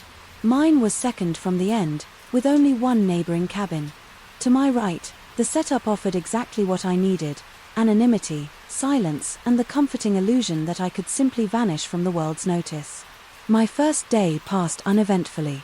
I hiked the property's trails, ate dinner alone in the lodge where the elderly owner Vernon explained that the off-season meant I was currently their only guest. The retreat would remain nearly empty until Memorial Day weekend. I welcomed the news relieved. I wouldn't need to make small talk with other vacationers. That night I fell into bed exhausted from physical exertion, sleeping more soundly than I had in months. The second night changed everything. I awoke suddenly at 2:18 a.m., according to the harsh red glow of my bedside clock. Something had pulled me from deep sleep, a sound just at the threshold of perception. I lay perfectly still listening there. It came again, a gentle scraping at my door. Not a knock, but something more delicate, like fingernails lightly dragging across wood. My pulse quickened as I slipped from bed, my bare feet meeting the cold hardwood floor. The scraping continued, rhythmic and patient. 4 slow drags pause, then 4 more. Standing frozen in the center of the cabin, I contemplated my options. Logic suggested wildlife, perhaps a raccoon or something larger, drawn by the scent of the granola bars in my backpack. Yet the regularity of the sound held an undeniable deliberateness. "Hello," I called out, my voice embarrassingly thin in the darkness. The scraping stopped immediately. I grabbed the metal flashlight from my nightstand, heavy enough to serve as a weapon if needed, and approached the door. My hand hovered over the doorknob as sweat formed between my shoulder blades. Despite the night's chill, with a sudden surge of resolve, I yanked the door open. Nothing. The porch was empty, illuminated only by the half moon hanging between branches overhead. My beam of light swept across the clearing, catching nothing but underbrush and the gravel path. As I stepped fully onto the porch, a movement caught my peripheral vision. The door of the neighboring chalet was closing slowly and silently, with just the faintest click. As it latched, a wave of confusion washed over me. Vernon had explicitly stated I was the only guest, perhaps another late arrival. Yet there had been no headlights, no sound of a vehicle on the gravel drive that encircled the property. I considered marching over to investigate, but something in the deliberate slowness of that closing door made my skin prickle. Instead I retreated inside, double-checking the lock before returning to bed, where I lay awake until dawn painted grey light through the gingham curtains. At breakfast I casually inquired whether another had checked in overnight. Vernon looked up from wiping down tables, his weathered face puzzled as he assured me that no, I remained their sole occupant. When I mentioned seeing the neighboring cabin's door close, his expression flickered briefly, something passing too quickly across his features to identify. He answered that perhaps the wind had caught an improperly latched door, mentioning they hadn't used that particular cabin in some time due to plumbing issues. His explanation was reasonable, yet the careful neutrality in his tea felt rehearsed. I didn't press the issue, though the encounter left a knot of unease in my stomach. That afternoon I found myself drawn to the neighboring chalet from the outside. It appeared identical to mine, a simple A-frame structure with a small porch and green-painted door. The windows were covered with blinds drawn tightly closed. Standing before it in broad daylight, I felt foolish for my midnight anxiety. I tested the door and found it locked, further supporting Vernon's explanation. Satisfied, I continued my hike, determined to dismiss the incident. Night fell early, as it tends to in densely forested areas. I'd spent the day hiking more challenging trails and returned to my cabin, exhausted muscles, pleasantly sore. After a hot shower and simple dinner, I settled into bed with a paperback thriller. I'd brought along around 10 o'clock. As my eyelids grew heavy, I noticed a faint glow seeping beneath my door, not my door, I realized with a jolt of adrenaline. The light was visible through my window, a thin yellow line beneath the neighboring chalet door. I sat up, book forgotten, and watched as shadows occasionally passed across that strip of light, suggesting movement inside. My mouth went dry as dust. Someone was definitely in that cabin, the supposedly vacant plumbing-damaged cabin. I tried rationalizing the situation. Perhaps Vernon had been mistaken or maintenance workers were making late repairs, yet neither explanation accounted for his explicit denial of occupancy that morning. As I watched, straining for any sound, the light disappeared abruptly. The sudden darkness seemed more ominous than the light had been. I sat motionless for nearly an hour, eyes fixed on the window, before finally surrendering to exhaustion the next morning. I found myself avoiding Vernon's gaze during breakfast, afraid my questions might betray how deeply the mystery had wormed into my thoughts. Instead, I studied him when he wasn't looking, noting the pronounced stoop of his shoulders, the way his hands trembled slightly when pouring coffee. He seemed frailer than I had initially observed, more worn by time or worry. When I returned to my chalet that afternoon, I noticed subtle changes. My hiking boots, left muddy by the door, had been shifted slightly. The paperback on my nightstand lay at a different angle than I remembered, leaving it nothing substantial enough to justify accusation, yet concrete enough to confirm my growing suspicion. Someone had been in my cabin while I was gone. The realization sent ice water coursing through my veins. I methodically checked my belongings. Nothing appeared missing, just rearranged with an attention to detail that made the intrusion all the more disturbing. Someone had touched my things with careful precision, ensuring each item would be returned to a position close enough to its original placement that I might question my own memory rather than their presence. That night I positioned a chair facing the window that overlooked the neighboring chalet. I left my lights off and waited, tension building in my shoulders until they HDHD. Shortly after midnight the light appeared again beneath their door. This time I was determined to confront whoever occupied the supposedly vacant cabin. I pulled on my boots without lacing them and stepped onto my porch. The night air carried a biting chill that cut through my thin pajamas. 20 yards of moonlit gravel separated me from answers. With each step, my heart hammered harder against my ribs. Standing before the green door, I could hear it now, a shuffling movement inside, a rhythmic and dragging like someone pulling an injured limb across floorboards. I raised my fist and knocked firmly. The shuffling stopped instantaneously. "I know someone's in there." I called, my voice steadier than I felt. "I've seen your lights for 2 nights now." Silence answered me, so complete. I could hear blood rushing in my ears. I knocked again, harder, this time the impact stinging my knuckles. "Vernon told me, this cabin is vacant." "Who are you still?" Nothing, though, I could feel. Attention focused on me from the other side of that door, as tangible as a physical touch. I tried the handle, locked. As before, frustration overrode caution, and I pounded the door with the flat of my hand. "Answer me." The whisper that came in response wasn't from behind the door, but directly beside my ear, so close I felt the ghost of breath on my skin. "Sure." I jerked away violently, nearly falling off the small porch. There was no one beside me, no one visible in any direction. The forest stood silent, witness to my escalating panic. A bead of sweat traced its way down my spine, despite the cold air, raising goosebumps across my arms. That's when I noticed, while the chalet had appeared identical to mine during daylight inspection, in the moonlight I could see subtle differences. The wood of the porch seemed older, the grain patterns deeper and more pronounced, the green paint on the door was faded unevenly, with darker patches suggesting repairs to damage I couldn't quite discern in the dim light. But most disturbing was the realization that, while light definitely emanated from within, it didn't match the yellow warmth of electric bulbs.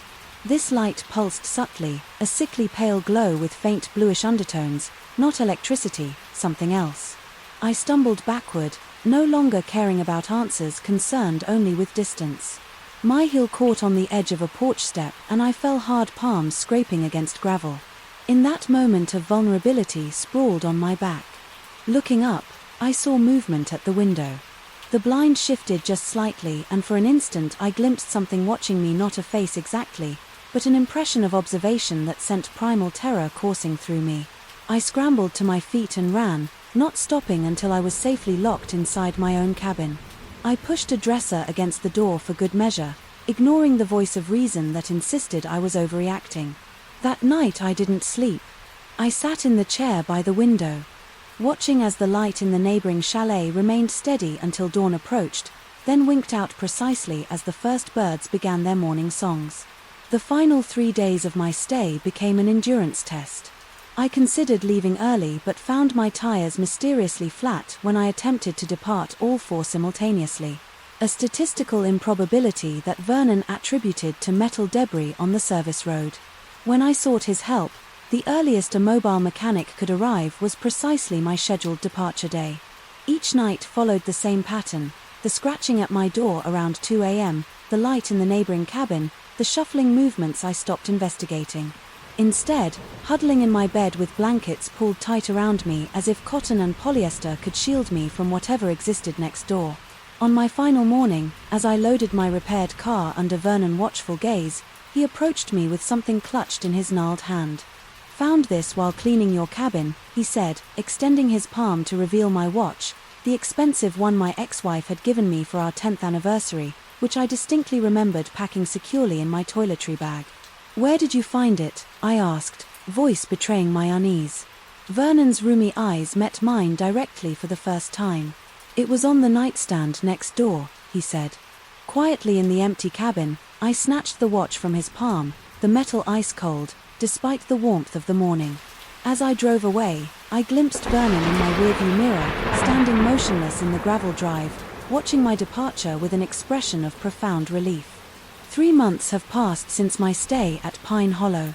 I've rationalized most of what happened. Stress-induced paranoia, grief manifesting his anxiety, an old man playing mind games with a vulnerable guest. Yet I cannot explain why some nights I still wake at precisely 2:18 a.m. to the sound of gentle scratching at my apartment door, or why, when I check my watch, the same watch returned to me that final day. The time always reads 2:17, regardless of the actual hour, and I cannot explain why. Last week I received a small parcel in the mail containing a wood splinter painted a familiar shade of green, with a handwritten note from Vernon. "It followed you home. I'm sorry, the darkness in an empty building speaks a language of its own. It's not the absence of light that unsettles you, it's the weight of emptiness, the hollow that seems to breathe when nothing should be breathing at all. I've spent 15 years as the night caretaker at Westwood Heights, and I thought I understood every creak, every settling pipe, every whisper of the heating system coming to life, until the 7th floor began to call to me. My name is Michael Reeves at 53. I've seen enough in life to consider myself reasonably unshakable. Divorced for 8 years, I found comfort in routine in the predictable patterns of maintaining this 12-story residential building on the outskirts of town. The residents know me as the reliable shadow who fixes their leaking faucets, replaces their flickering hallway bulbs, and ensures the security of their homes while they sleep. What they don't know is how the building has changed, or perhaps how I have. The 7th floor has been vacant for renovation for nearly 6 months now. A plumbing disaster had rendered all 8 units uninhabitable, with construction crews working during daylight hours to restore the apartments by nightfall. The floor should remain silent, dark, and locked. That's how it had been until 3 weeks ago. My nightly rounds are methodical. I begin at the basement at 11 p.m., checking the boiler room, electrical panels, and maintenance closets. Before ascending, floor by floor, I inspect hallway lighting, emergency exits, stairwells, and common areas, a ritual performed with such consistency that my body moves through the building on autopilot while my mind wanders elsewhere. That Tuesday night, my routine was broken by a thin line of light leaking into the 6th floor stairwell from above. My pulse quickened slightly, an instinctive response to the unexpected. The 7th floor should have been dark, as it had been every night before I climbed the remaining stairs, my footfalls suddenly seeming unnaturally loud. In the concrete enclosure, the hallway was bathed in the artificial glow of a single ceiling light approximately halfway down the corridor. All other fixtures remained dark, creating a spotlight effect on the worn carpet and half-painted walls. I stood motionless for several moments, listening for any sign of the construction workers who might have lingered beyond their hours. Nothing but the distant hum of the building systems reached my ears. I approached the illuminated section of hallway keys, jingling soft at my hip as I drew closer. Goosebumps rose along my forearms. Despite the building's warmth, something felt wrong in a way I couldn't articulate, like walking into a room and finding all the furniture shifted one into the left. Everything looked correct but felt fundamentally altered. Then I noticed Unit 704's door standing ajar by about 3 inches. I distinctly remembered securing that door myself the previous Friday, after the contractors had finished installing new drywall. I had checked each unit personally, ensuring they were locked for the weekend. My throat constricted. As I approached, I called out, announcing myself as the building caretaker, my voice sounding strangely hollow in the empty corridor. No response came. Using my flashlight, I pushed the door further open and swept the beam across the apartment's interior. The space was gutted, exposed wall studs, wires dangling from the ceiling, plastic sheeting covering the unfinished flooring. Construction tools lay organized along one wall, exactly as they should be. Yet something had disturbed the thin layer of drywall. Dust coating the entrance. A set of indistinct marks swept across the plastic sheeting. Against better judgment, I stepped inside. The temperature dropped noticeably as I crossed the threshold, my breath forming a subtle vapor in the air. I blamed it on a draft from the exposed ventilation system, but even as I formed the rational explanation, a different part of my mind rejected it. This cold had a presence to it, a deliberate quality that made my skin prickle. I advanced further into the apartment, sweeping my flashlight across the skeletal room. The beam caught something unusual on the far wall, a small mark that hadn't been there during my Friday inspection. Drawing closer, I discovered a series of thin vertical scratches in the fresh drywall, each about 8 in long. They appeared deliberate rather than accidental.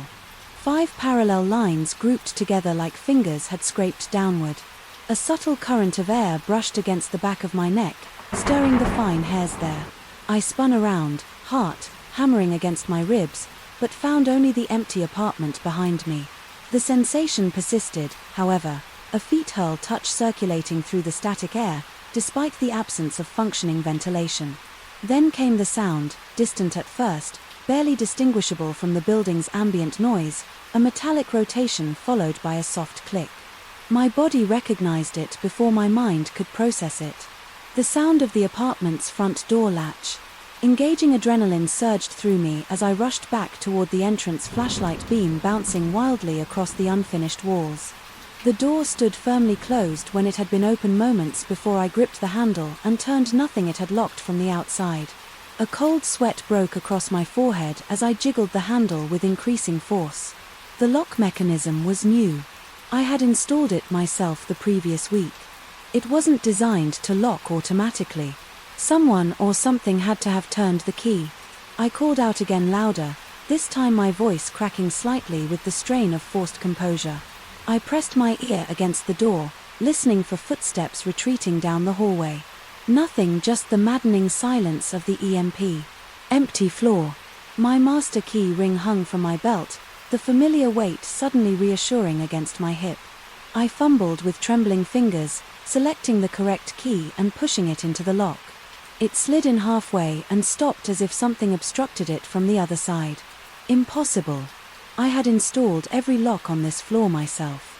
Panic began to bloom in my chest, my heart pounding so violently I could feel my shirt moving with each beam. I threw my shoulder against the door once, twice, 3 times before the frame finally splintered and gave way. I stumbled into the hallway, bracing myself against the opposite wall, gasping for breath. The corridor stood empty. The single light still burned overhead, creating islands of shadow at either end of the hallway. I scanned both directions, looking for any sign of an intruder, but found only the silent row of closed doors staring back at me like blind eyes. When my breathing finally steadied, I examined the door I had just forced open. The lock appeared untampered with from the outside. I tested my key again. It now slid in smoothly and turned without resistance. The door swung freely on its hinges, showing no sign of having been jammed. Moments before I convinced myself that the lock had malfunctioned, a reasonable explanation for a newly installed mechanism. I reported it in my maintenance log and finished my rounds, though my usual methodical pace had been replaced by hurried movements and frequent glances over my shoulder. 2 nights later it happened again. Different unit, same floor, a light where none should be, a door that should have been locked standing open. This time I didn't enter. I merely closed and locked the door, making a note to check the contractor's sign-out procedure. But as I turned to leave, the unmistakable sound of footsteps padded across the floor inside the apartment I had just secured. The following week brought more incidents. The pattern became predictable yet inexplicable. Lights activating themselves in various sections of the 7th floor doors found ajar that I personally had locked, cold spots that moved through the hallway like invisible pedestrians. I began documenting everything meticulously, cross-referencing with the construction foreman, who insisted his crew was adhering strictly to protocol, never remaining after hour, always securing the floor. Before departure, I installed motion-activated cameras at my own expense, eager to identify the trespassers I was certain were responsible. The footage showed nothing, just empty hallways and doors that opened by themselves, locks turning without visible assistance.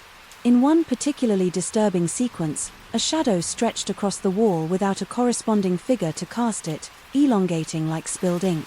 Before dissolving into the darkness, my sleep became fragmented, corrupted by dreams of endless corridors and doors that led nowhere. Dark circles formed beneath my eyes, and residents began to comment on my haggard appearance. I brushed off their concerns with manufactured smiles and vague references to seasonal allergies. The construction foreman noticed too. He pulled me aside one morning as his crew arrived, asking if I was feeling all right. I hesitated before mentioning the strange occurrences on the 7th floor. His expression shifted from concern to unease. As I detailed the incidents, he admitted reluctantly that several of his workers had requested reassignment from the project, citing uncomfortable feelings and unexplained equipment failures. While working on the 7th floor, one electrician had quit entirely after claiming to hear someone whispering his name from inside a wall cavity. The foreman had dismissed it as job site superstition, but now he wasn't so certain. Those revelations should have reinforced my growing dread, but instead they provided a strange comfort. I wasn't alone in my experiences. Whatever haunted the 7th floor had made itself known to others. This wasn't madness, or at least not mine alone. Armed with this validation, I altered my approach. Instead of avoiding the floor or rushing through my inspections, I began spending more time there. I would bring a folding chair to the hallway each night, positioning myself where I could observe the entire corridor and simply wait, sometimes for hours, enduring the oppressive silence and the creeping sensation of being watched from every shadowed corner. Last night everything escalated.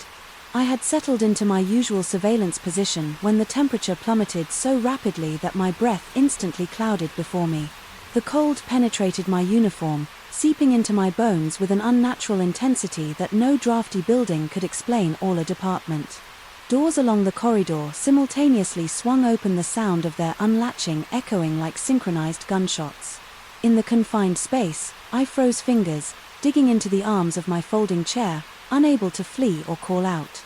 From within each darkened unit, a soft blue illumination began to pulse, casting rhythmic shadows across the hallway. The light seemed to breathe, expanding and contracting with organic precision.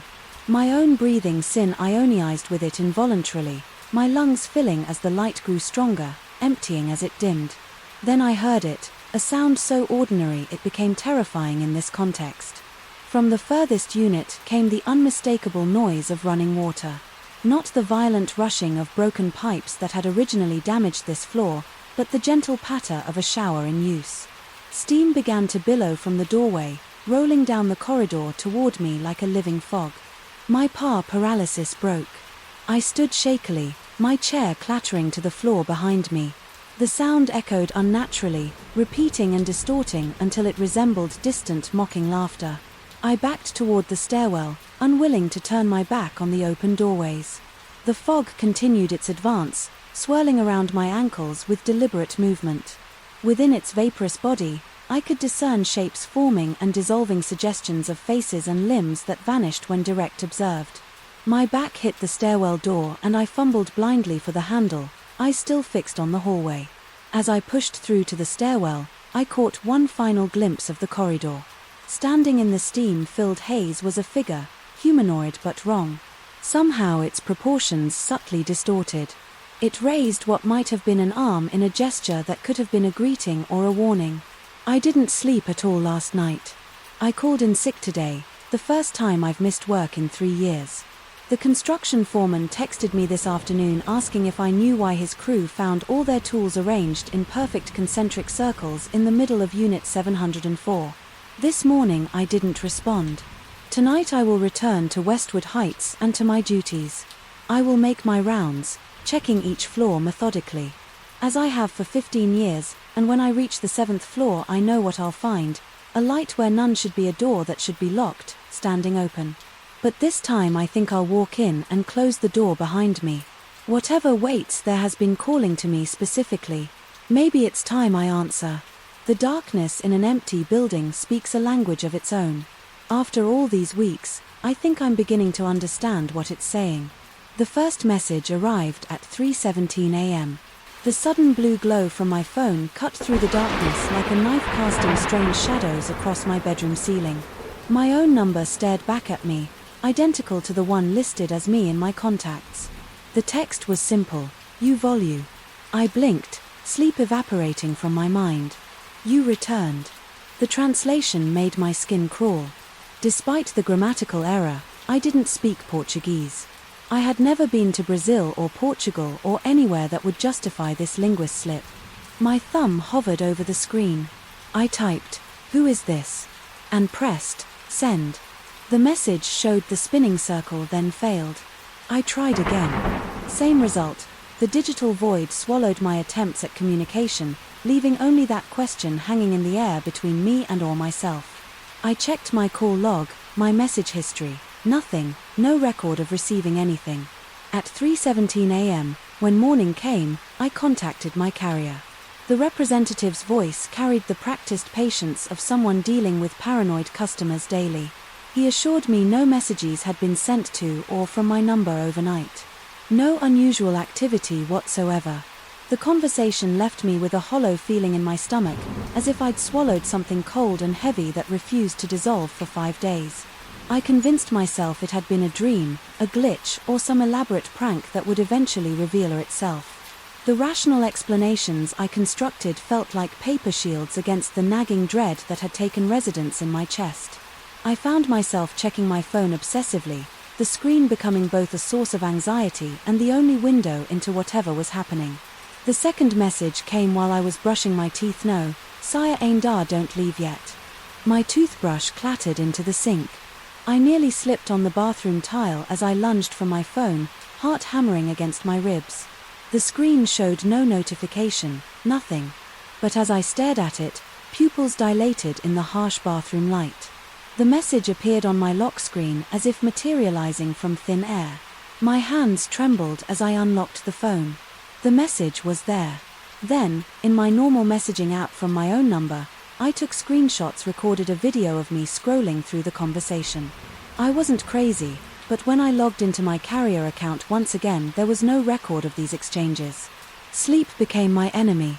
I would lie awake, phone, face down across the room, but still somehow feeling its presence like a malevolent entity. The soft buzz of electronics in my apartment, the refrigerator's hum, the digital clock's subtle electrical pulse took on sinister undertones. Each sound became a whisper, each shadow a potential threat. The messages continued, always in Portuguese, always from my own number, always vanishing from official records. "Oh, don't V, they are coming. No, don't trust your eyes. Remember the accident." The last one struck me like a physical blow. What accident? I had never been in any serious accident. The closest thing was a minor fender bender 3 years ago. But something about the phrase turned into my subconscious, burrowing deeper with each passing hour. I began researching Portuguese, using translation apps seeking patterns in the messages.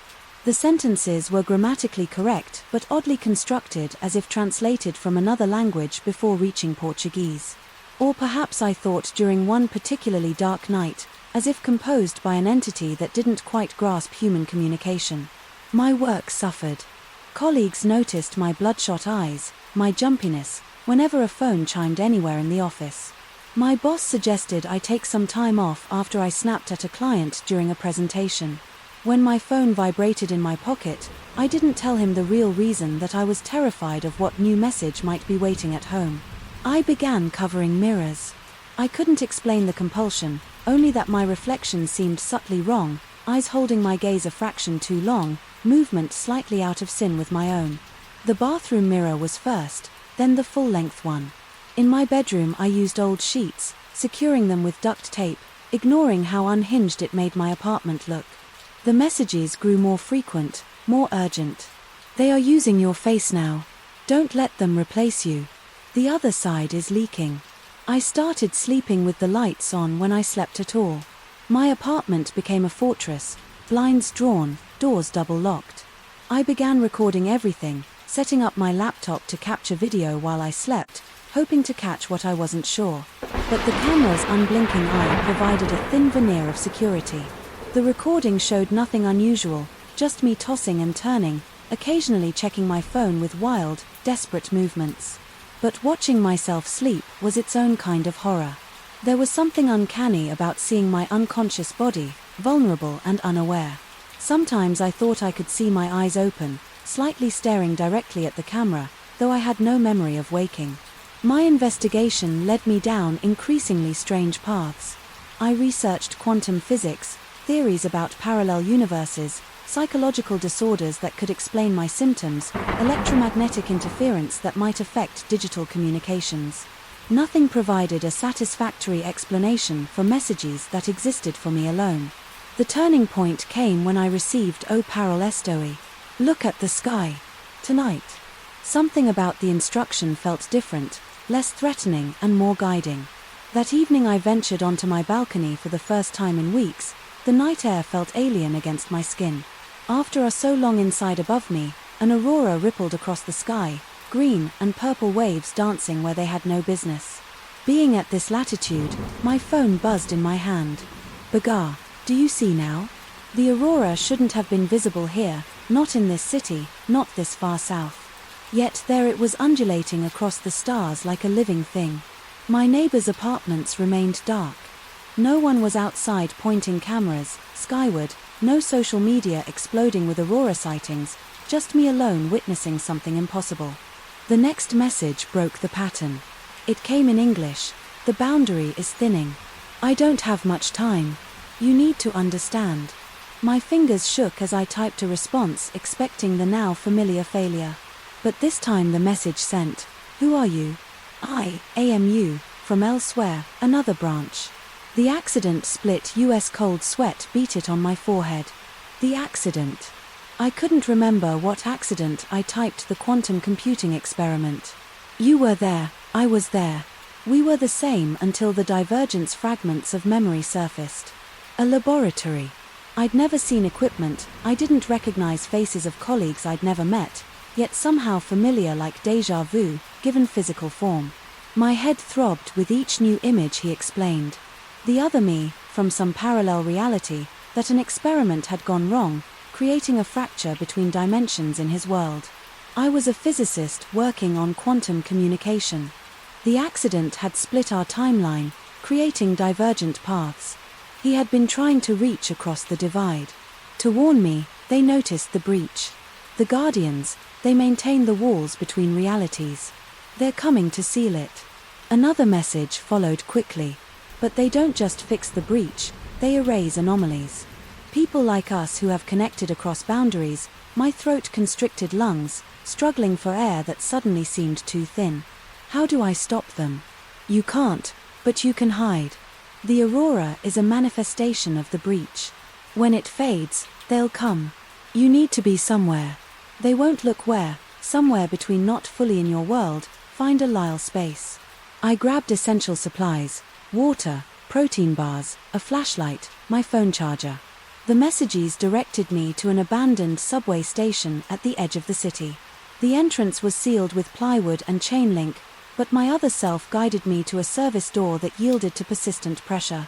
The tunnel beyond swallowed me in darkness, so complete it felt solid.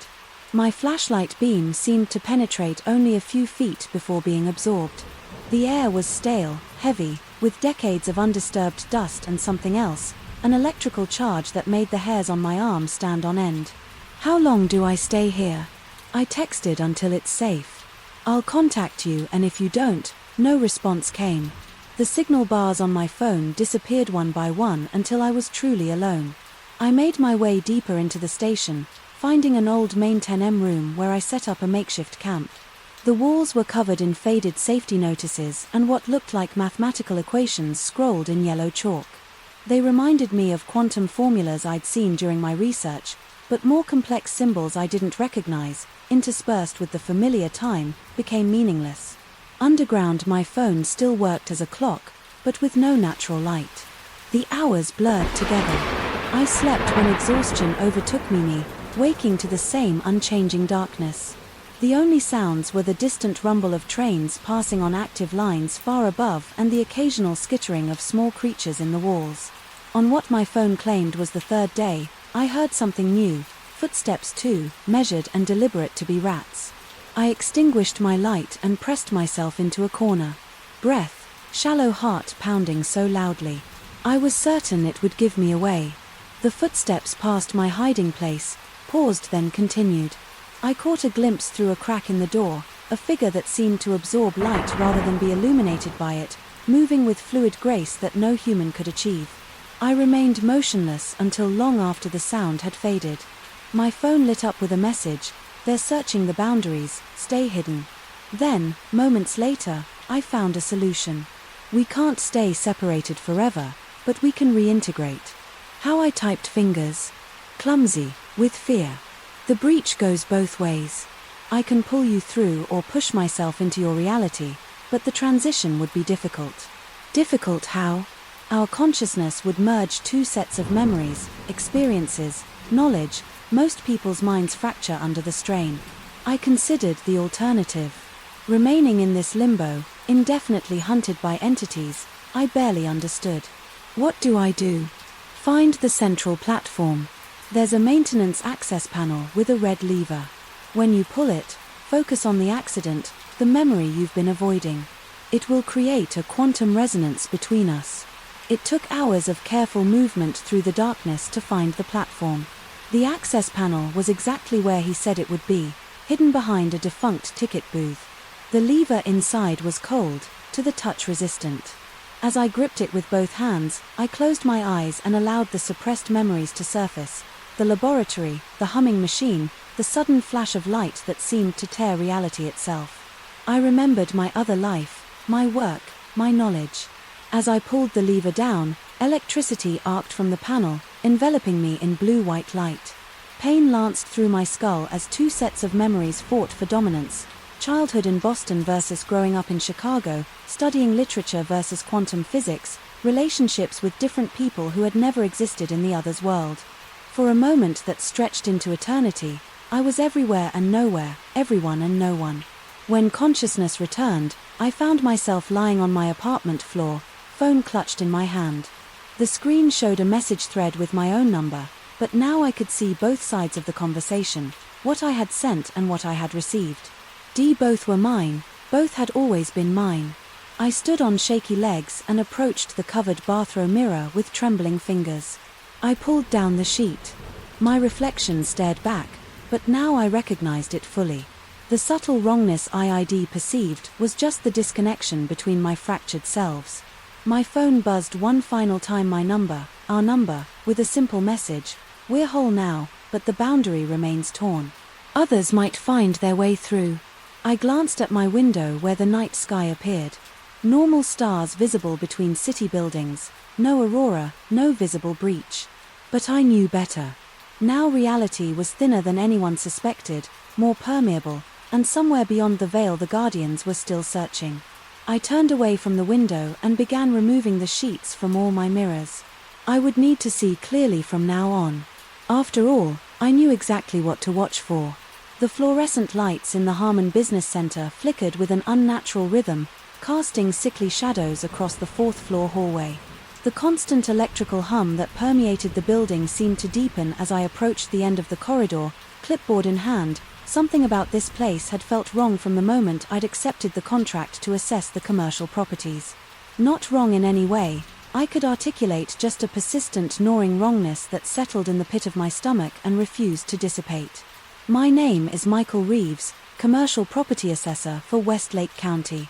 I've spent 15 years evaluating office spaces, retail locations, and industrial properties. I know buildings, I understand their logic, their patterns, their secrets. At least I thought I did before I encountered Office 408A. It began 3 weeks ago when I received the assignment to conduct a comprehensive assessment of the Harmon Business Center, a 12-story structure built in the late 1980s. The work was straightforward: verify occupancy, document maintenance issues, assess market values, and update the county's property database. I'd received spreadsheets listing all tenants, floor plans showing every office and security AC access to the entire building. The assessment progressed smoothly through the first 3 floors, but when I reached the 4th floor and began cross-referencing my tenant list with the actual offices, I noticed a discrepancy. My system showed every office from 401 to 424 except for a mysterious 408A. According to the official floor plan, there was only 408, no 408A.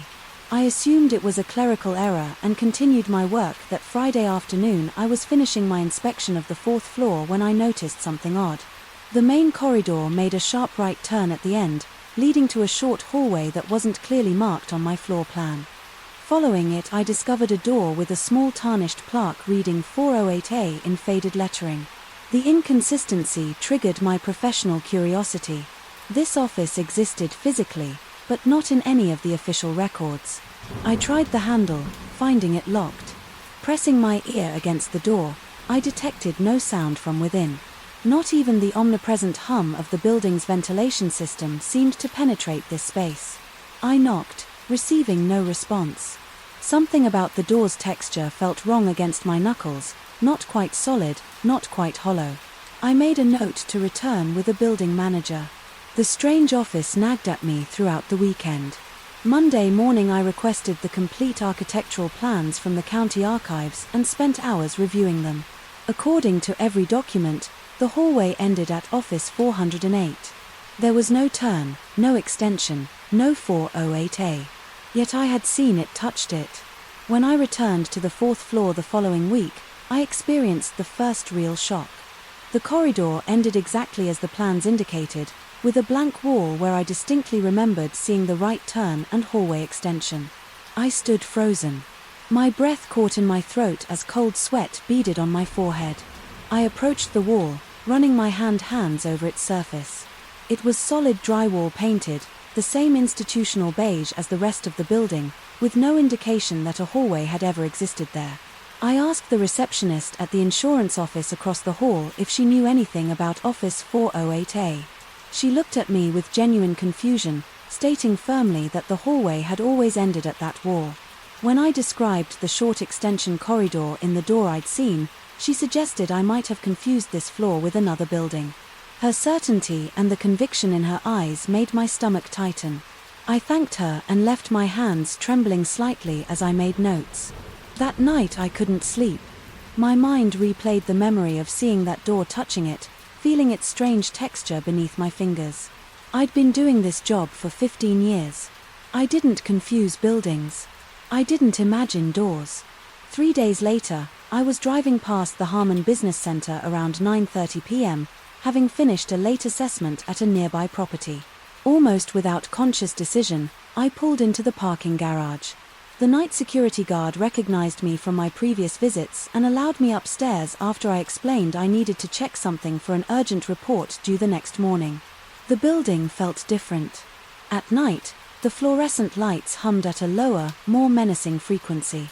The normal bustle of office activity was replaced by a silence so complete it seemed to press against my eardrums. The elevator carried me to the 4th floor with a jerky motion that felt deliberate, threatening. When the doors opened, I hesitated before stepping out. The hallway stretched before me, identical to how I remembered it from my daytime visits, yet somehow altered. The shadows seemed deeper, the corners less defined. I walked slowly toward the end of the corridor, my footsteps echoing unnaturally in the empty space, and there it was, the right turn at the end of the hallway, the extension corridor. The door marked 408A. My heart hammered against my rib cage as I approached. The door looked older. Somehow the wood more weathered, the metal plaque more tarnished than I remembered. The air in the small hallway felt dense, resistant, as if I were moving through water rather than air.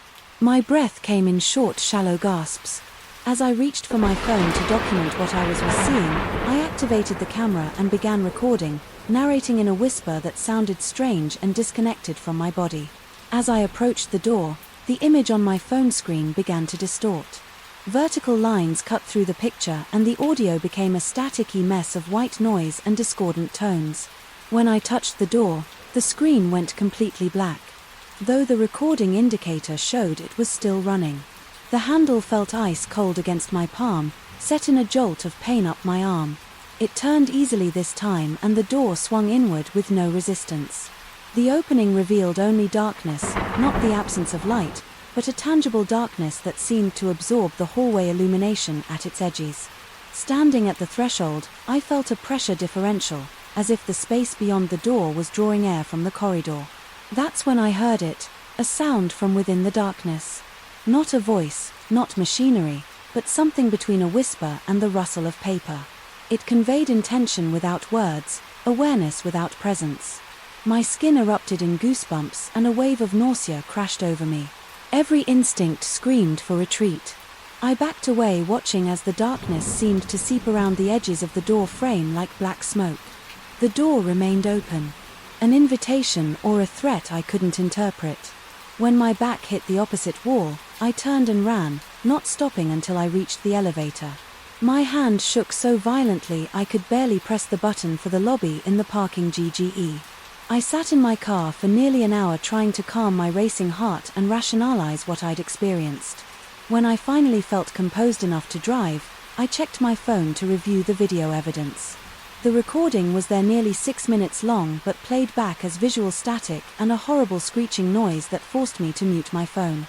The final frames showed what looked like elongated fingers reaching toward the camera before cutting to black. I told myself I needed verification, confirmation from another person that what I was experiencing was real. The next morning I returned to the building with James, a security supervisor I'd befriended. During my assessments, I explained that I needed to check something on the 4th floor but didn't elaborate on what we might find. As we walked the corridor together, I felt a creeping dread when we approached the end. As I feared and somehow expected, the hallway terminated in the same blank wall I'd seen during my daytime visits. James looked at me with growing concern. As I described the extension corridor in Office 408A, I showed him the corrupted video, which now displayed nothing but black frames and produced no sound at all. He suggested gently that I might be overworked. That stress can cause perceptual distortions. I couldn't blame him for his skepticism, but his disbelief only deepened my isolation. Over the next 2 weeks, I visited the Harmon Business Center at different times, documenting when the mysterious extension appeared and when it didn't. A pattern emerged. The corridor extension in Office 408A were visible only after sunset and before sunrise. During business hours, the hallway always ended in a blank wall. No one else seemed to notice anything unusual about the 4th floor. I began researching the building's history, searching for any information about Office 4A or unusual occurrences on the 4th floor. The Harmon Business Center had been constructed in 1987 on the site of an older structure, the Harmon Medical Arts Building, which had been demolished after a fire. Archives from the local newspaper mentioned nothing unusual about either building, though I did discover that the original structure had housed psychiatric offices. Last night I returned to the building around midnight, determined to investigate Office 408A more thoroughly. I signed in with the night guard, who had grown accustomed to my odd hours, and took the elevator to the 4th floor as anticipated.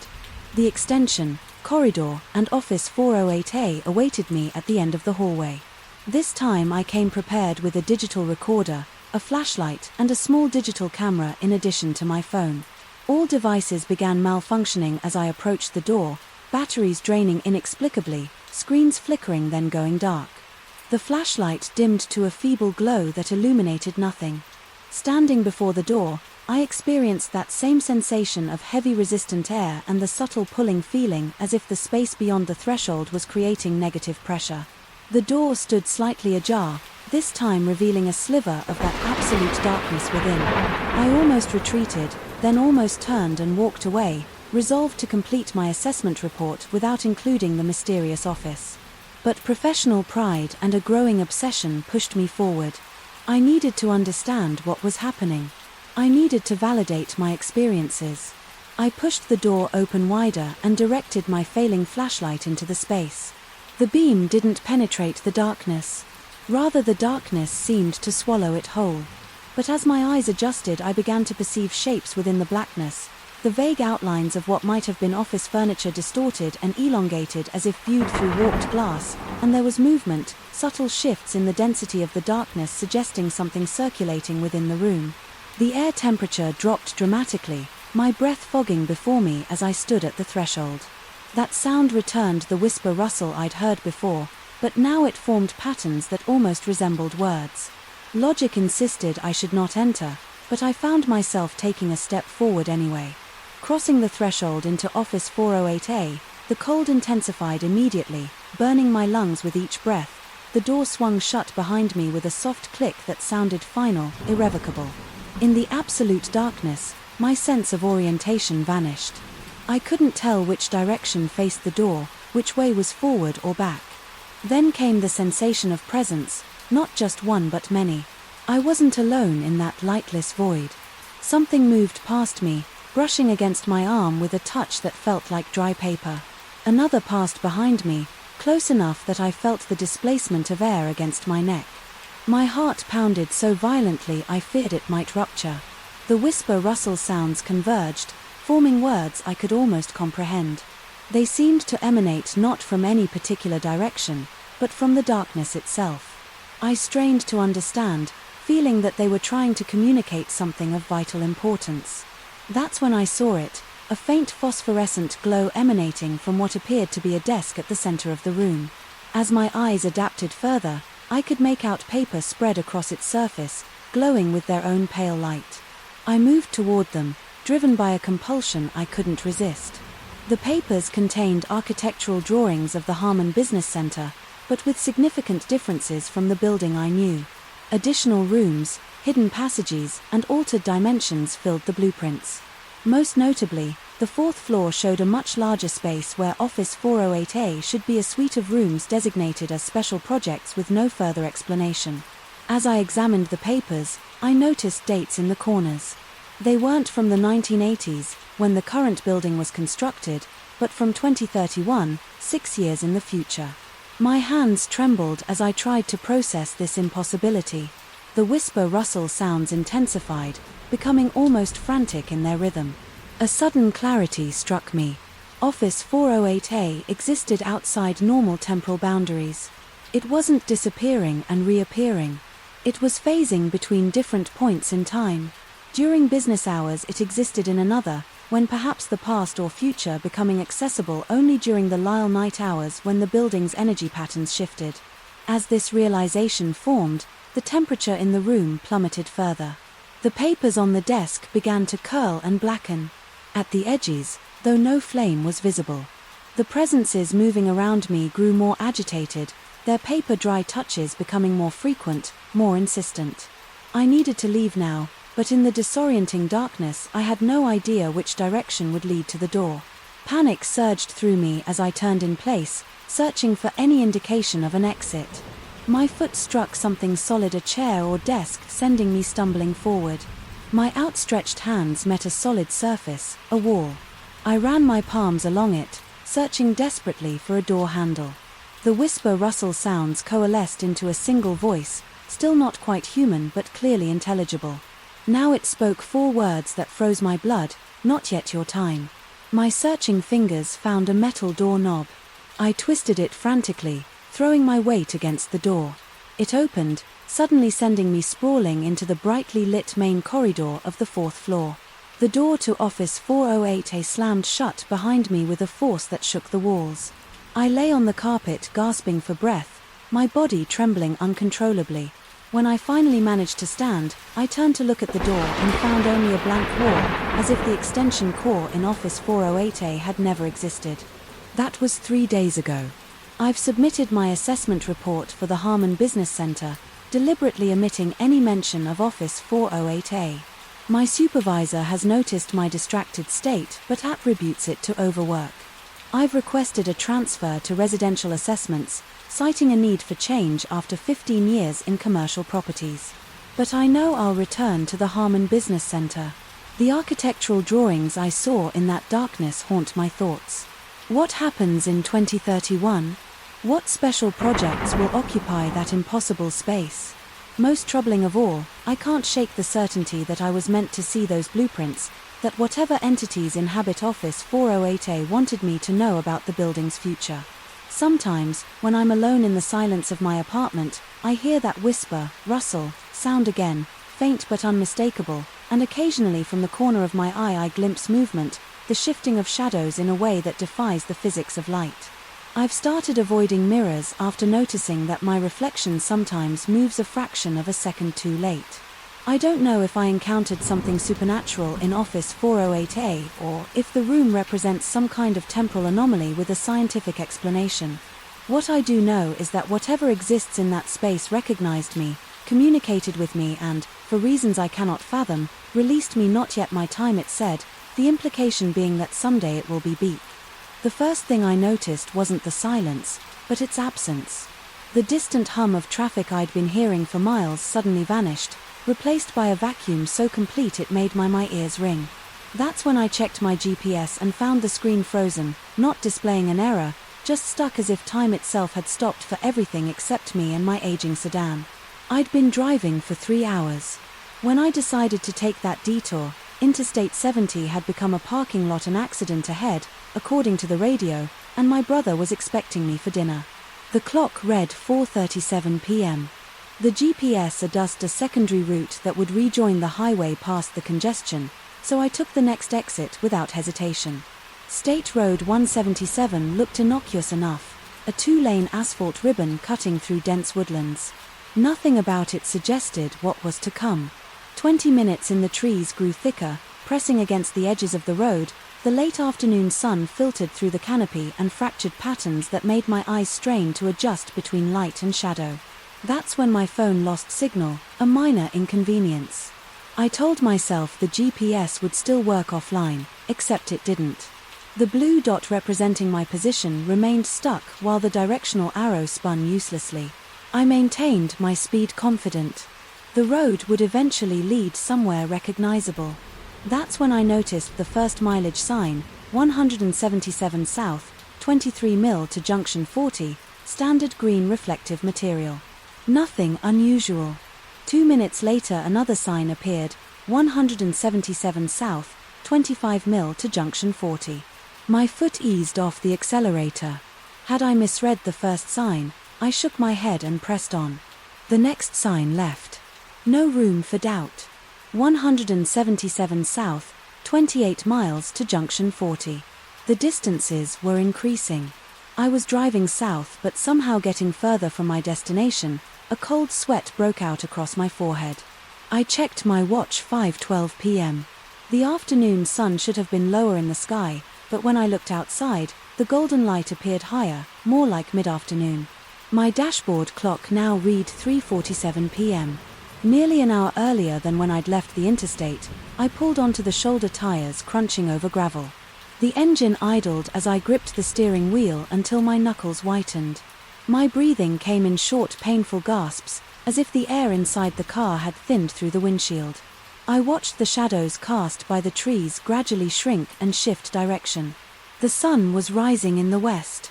10 minutes passed. According to my watch, though, the car clock now read 2:15 p.m. The forest had fallen into an unnatural silence. No birds, no rustling leaves. Despite the visible movement of branches in the wind, I felt a pressure in my ears, like when descending in an airplane, except it wouldn't equalize no matter how much I swallowed.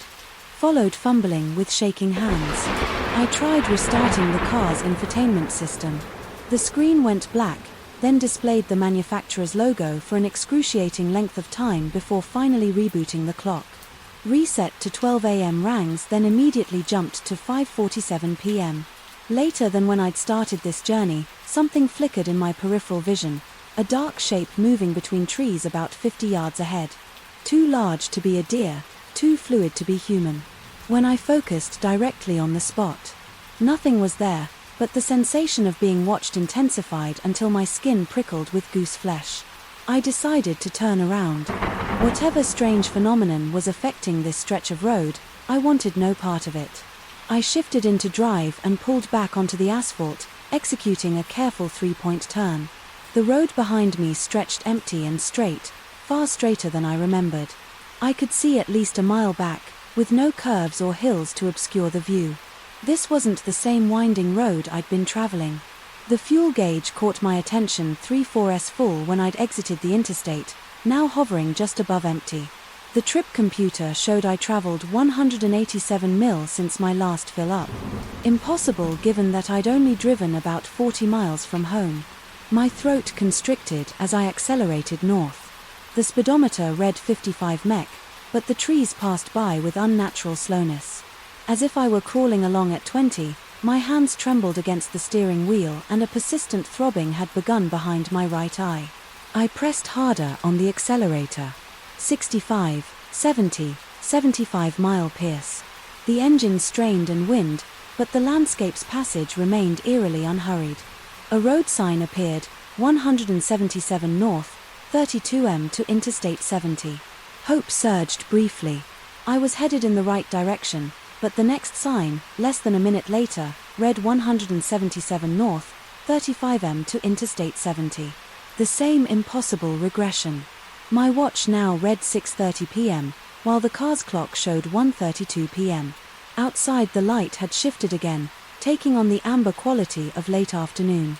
The sun now hung where it should have been at that hour, but I couldn't shake the certainty that it had been in at least 3 different positions in the sky. Since I'd pulled onto this road, something dark moved across the road about a 4 mile ahead, not an animal, more like a smudge of shadow, disconnected from any object capable of casting it. It slid across the asphalt with deliberate slowness before dissolving into the trees.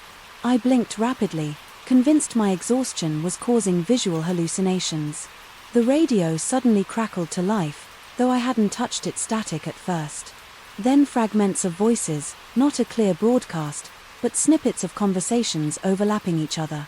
I caught phrases "should turn back now and they never leave" and, most disturbingly, "he thinks he's still driving." Before I punched the power button, the voices continued for 3 more seconds before cutting out. My heart hammered against my ribs with such force I could see my shirt moving. My mouth had gone completely dry and the inside of my cheeks tasted metallic like blood. Without injury. The car felt simultaneously too small and too empty, as if the space behind me had expanded into an impossible void. I didn't dare look. In the rearview mirror, a wooden sign appeared on the roadside, not a standard highway marker, but a hand-painted placard. I would have expected to see outside a rural business, Larson's Gas and Grocery last stop for 60 miles below it, in smaller letters S 1953. The paint looked fresh. Desperation and my near-empty tent tank made the decision for me. I slowed as a small clearing appeared on the right, revealing a single-story clapboard building with 2 ancient gas pumps out front. The place looked like it had been plucked straight from the 1950s down to the Coca-Cola thermometer hanging beside the front door. No other vehicles were visible. I pulled up to the pump and the gravel crunched under my tires with abnormal loudness. In the stillness when I shut off the engine, the abrupt silence felt like a physical presence pressing against my eardrums. My watch read 7:05 p.m. The car's clock displayed 4:37 p.m., exactly the time I'd exited the interstate. Hours earlier the station appeared. Operational. Lights glowed warmly behind the windows, but no one came out to attend the pump and I saw no movement inside. I sat for 5 full minutes unable to make myself open the door and step outside. Something about this place felt wrong in a way I couldn't articulate. Not abandoned, but waiting. I noticed a payphone attached to the side of the building, an anachronism in our cellular age, a lifeline, if I could call my brother, explain where I was. But even as the thought formed, I realized I didn't know where I was. Not really, the GPS had failed, the mileage signs contradicted themselves and time itself seemed broken. A bead of sweat traced a cold path down my spine as I finally forced myself to exit the vehicle. The air outside felt thick and stagnant, like breathing through wet cotton. The temperature had dropped at least 15 degrees since I'd pulled over earlier, though the sun still shone with late afternoon intensity. I tried the pump, first relieved when it activated with a mechanical clunk after I lifted the nozzle. No card reader. This was the sort that ran continuously until you manually stopped it. The numbers spun on the analog display as I filled my tank, the gallons climbing improbably fast considering how little room should have remained. 7 gallons, 10, 15, 18. The tank held 16 maximum. I pulled the nozzle out, but gasoline continued to pour from the spout onto the concrete, disappearing through cracks without pooling. I jammed the nozzle back into the pump housing and the flow ceased. The station door opened with a creak that raised the hair on my arms. A man stood in the doorway, tall, rail thin, dressed in what looked like a service station uniform from decades past. His face remained in shadow, despite the sunlight that should have illuminated his features been driving long. His voice sounded wrong, like multiple voices speaking in near unison, with subtle delays between them. I managed to croak out a response, asking where exactly this road led. He made a sound that might have been a laugh. Depends on where you're trying to go. He stepped forward and I stepped back involuntarily. His face came into view, ordinary features arranged in a slightly wrong way, as if someone had described a human face to an artist who had never actually seen one interstate. I said, my voice steadier than I felt. I'm trying to get back to Interstate 70, the interstate, he repeated, drawing out the word. Sure, you just keep heading north about 10 minutes, you'll see the signs. His lips didn't quite sync with his words. I nodded, already retreating toward my car. What do I owe you for the gas on the house? He said, smiling. Now too many teeth in that smile. First-time visitors don't pay. The road brings us enough. He stepped back into the station before I could respond, the door closing with the same unsettling creak. I drove away with my hands slick on the steering wheel, accelerating harder than necessary. The station receded in my mirrors, then disappeared entirely when it should have still been visible on the straight road 10 minutes north. Just as he'd promised. I saw the interstate signs. The clock on my dashboard now read 5:52 p.m. My watch showed 7:32 p.m. The fuel gauge indicated a full tank. I merged onto Interstate 70 with a flood of relief, so intense it left me lightheaded. Normal traffic surrounded me, cars, trucks, all moving at predictable speeds. My GPS reactivated immediately, the robotic voice announcing I would reach my destination in 45 minutes. I had somehow bypassed half my journey. When I arrived at my brother's house, he greeted me with surprise, noting I was early despite the heavy traffic reported on the news. I checked the trip computer. It showed I'd driven 87 miles total, exactly half the expected distance that night. Scrolling through my phone's photo gallery, I found images I didn't remember taking, blurry shots of empty road, the strange gas station, and one clear picture of a road sign 177 south. Welcome back. I've taken the interstate exclusively since then, but sometimes when I'm driving alone at dusk, my GPS will suggest an alternate route, a quicker way to avoid traffic. The screen will flicker momentarily and I'll catch a glimpse of a road that isn't marked on any map, a road numbered 177, and sometimes in my rearview mirror I see a service station attendant with too many teeth watching and waiting for me to take that turn again. The mind plays tricks, they say, but what if the trick isn't in your mind at all but in the fabric of reality itself?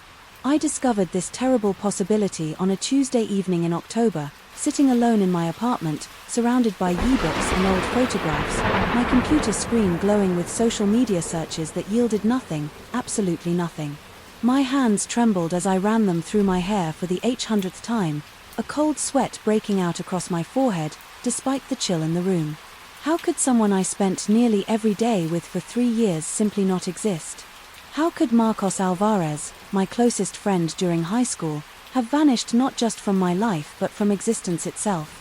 I remember him clearly, 6 feet 2 inches, wavy black hair that fell just above his shoulders, a small scar above his right eyebrow from a childhood accident involving his brother's bike, the way he'd crack his knuckles before every basketball game, a habit I found annoying but predictable. His laugh, a short explosive burst, followed by a wheezing sound when something really got him going, the smell of his mother's homemade empanadas that he'd bring for lunch occasionally and always share with me. These memories aren't vague impressions.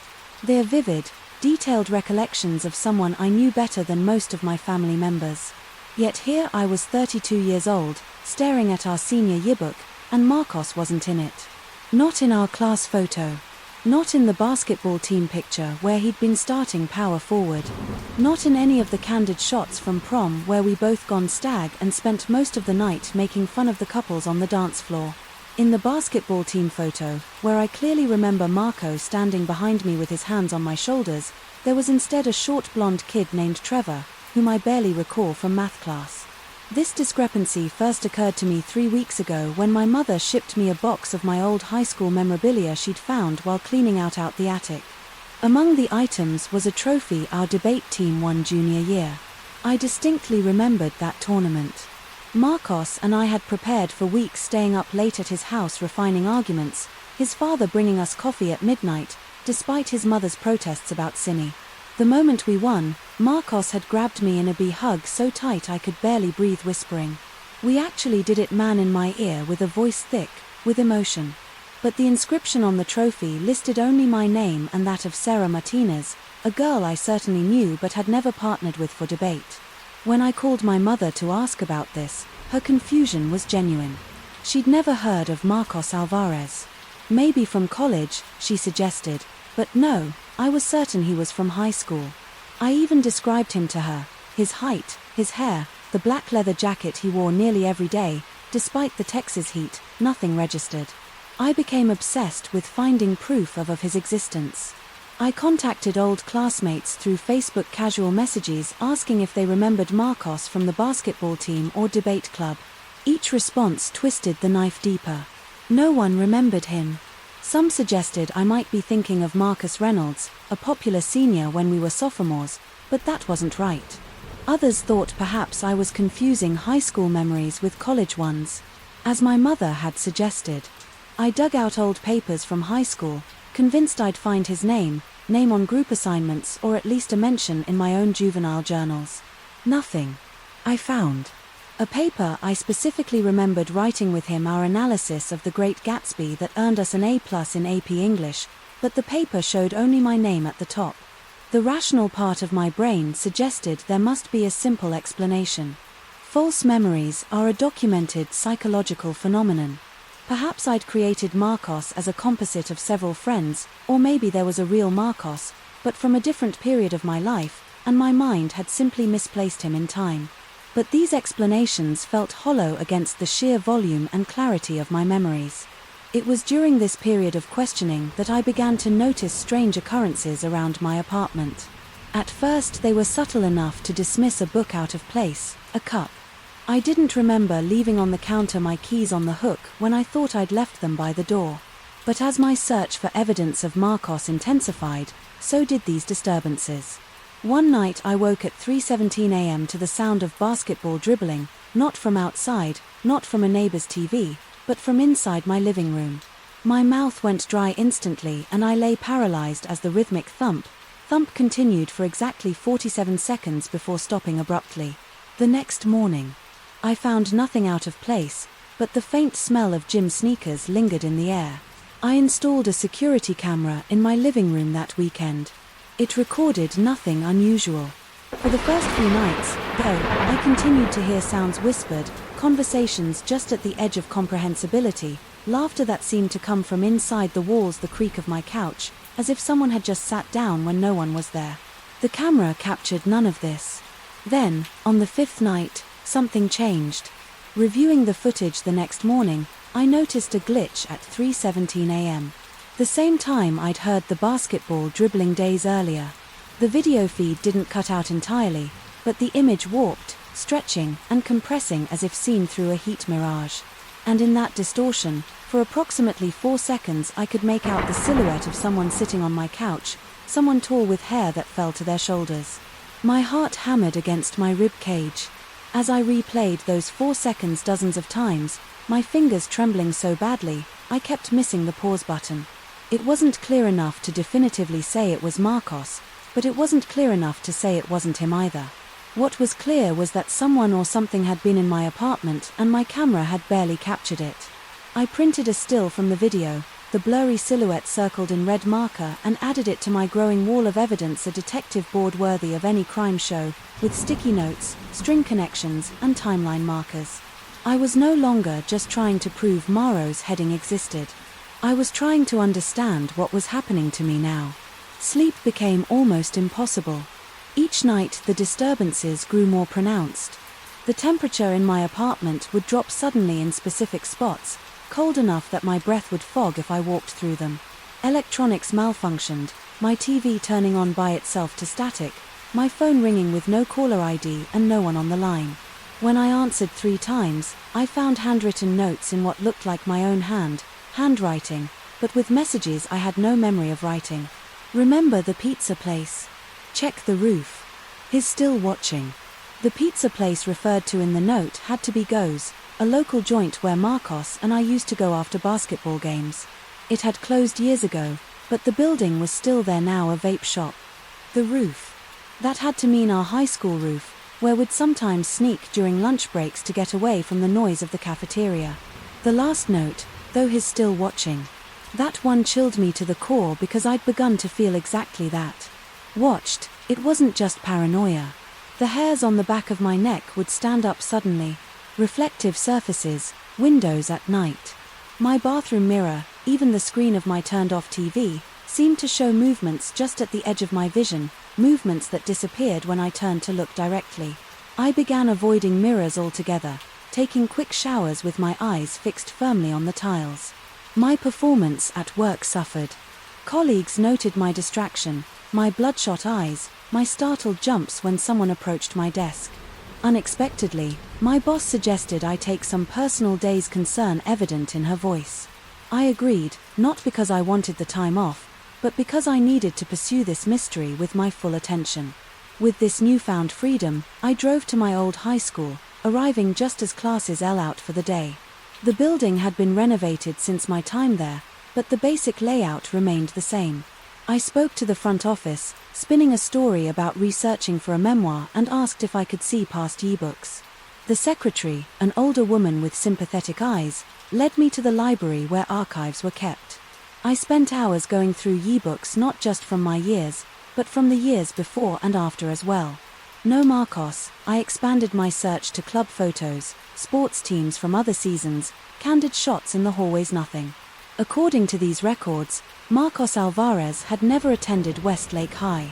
As I was leaving deflated and more confused than ever, I passed the trophy case in the main hallway. There, among the sporting achievements and academic honors, was our debate trophy. I pressed my face close to the glass, my breath fogging the surface as I read the inscription, my name and Sarah Martinez's, just as on my copy at home. But as I pulled back, the reflection in the glass showed something that made my blood run cold over my shoulder. Just behind me stood a tall figure with shoulder-length, dark hair. I spun around so quickly I nearly fell, but there was no one there, just confused students giving the weird adult a wide berth as they hurried to their buses. The drive home was a blur. My hands shook on the steering wheel, and twice I had to pull over when I thought I saw someone in my back seat through the rear-view mirror. By the time I reached my apartment, the sun was setting, casting long shadows across the parking lot. I sat in my car for nearly 20 minutes, gathering the courage to go inside the weight of what I'd seen or thought I'd seen, pressing down on me like a physical force inside my apartment. Everything was exactly as I'd left it, yet somehow different. The air felt charged, like the atmosphere before a thunderstorm. I went straight to my evidence wall, staring at the blurry silhouette from my security camera. That's when I noticed something I'd missed before, a reflection in my TV screen, visible in the corner of the frame, a tall figure standing behind me as I slept on the couch. My legs gave out and I sank to the floor, my back against the wall, eyes fixed on that image. The rational explanations I'd been clinging to evaporated. This wasn't false memory or misplaced nostalgia. Something was happening that defied conventional understanding. I grabbed my laptop with shaking hands and began typing everything I could remember about Marcos. Every interaction, every conversation, every shared experience. The words poured out of me in a frantic stream, as if, by documenting him thoroughly enough, I could somehow anchor him to reality. I wrote for hours, pausing, only when my fingers cramped or when strange sounds from elsewhere in the apartment demanded investigation. At 3:17 a.m., my laptop screen went black, not the gradual fade of a dying battery, but an instantaneous switch to darkness. In the reflection of the screen, I saw him, Marcos, standing behind me. His expression unreadable in the dim light. I couldn't move, couldn't breathe, as he leaned down toward my ear. The voice that came was familiar, yet distorted as if speaking through water. You weren't supposed to remember for me. I closed my eyes, instinctively, my heart threatening to burst from my chest. When I opened them again, my laptop screen had returned to normal, the document, with all my memories of Marco still open. But there was new text at the bottom, text I hadn't written. Some things are forgotten for a reason. Some people exist between worlds. I was your friend, but I was never supposed to be real. By remembering me, you've torn something that shouldn't be torn. I'm neither here nor there now, and neither are you. I live with this knowledge now. I've stopped trying to prove Marcos existed to others or to myself. The disturbances in my apartment have ceased, but the feeling of being watched, of straddling some invisible boundary between realities has become my constant companion, sometimes in crowded places. I'll see him in my peripheral vision or sense his presence just behind me. I never turn to look anymore. My memories of Marcos remain vivid, but I've come to understand. They occupy a space between truth and fantasy, reality and something else. Perhaps he was a visitor from another plane of existence who befriended me and then had to leave. Perhaps I somehow created him through intense loneliness, gave him form and substance through sheer force of will. Or perhaps there are glitches in reality itself, tears in the fabric that sometimes heal over erasing what should never have been whatever the truth. I know one thing with certainty, he remembers me too, and sometimes in the quiet hours before dawn. That's the most terrifying thought of all. Andal to the human mind is adept at creating patterns from randomness, at finding faces in the static. But what happens when the pattern finds you when the static watches back? I used to be certain about the boundary between imagination and reality. Now I'm not so sure. It began on a Tuesday night in late October, when the darkness seemed to swallow more than just the light. I've always been the last to leave.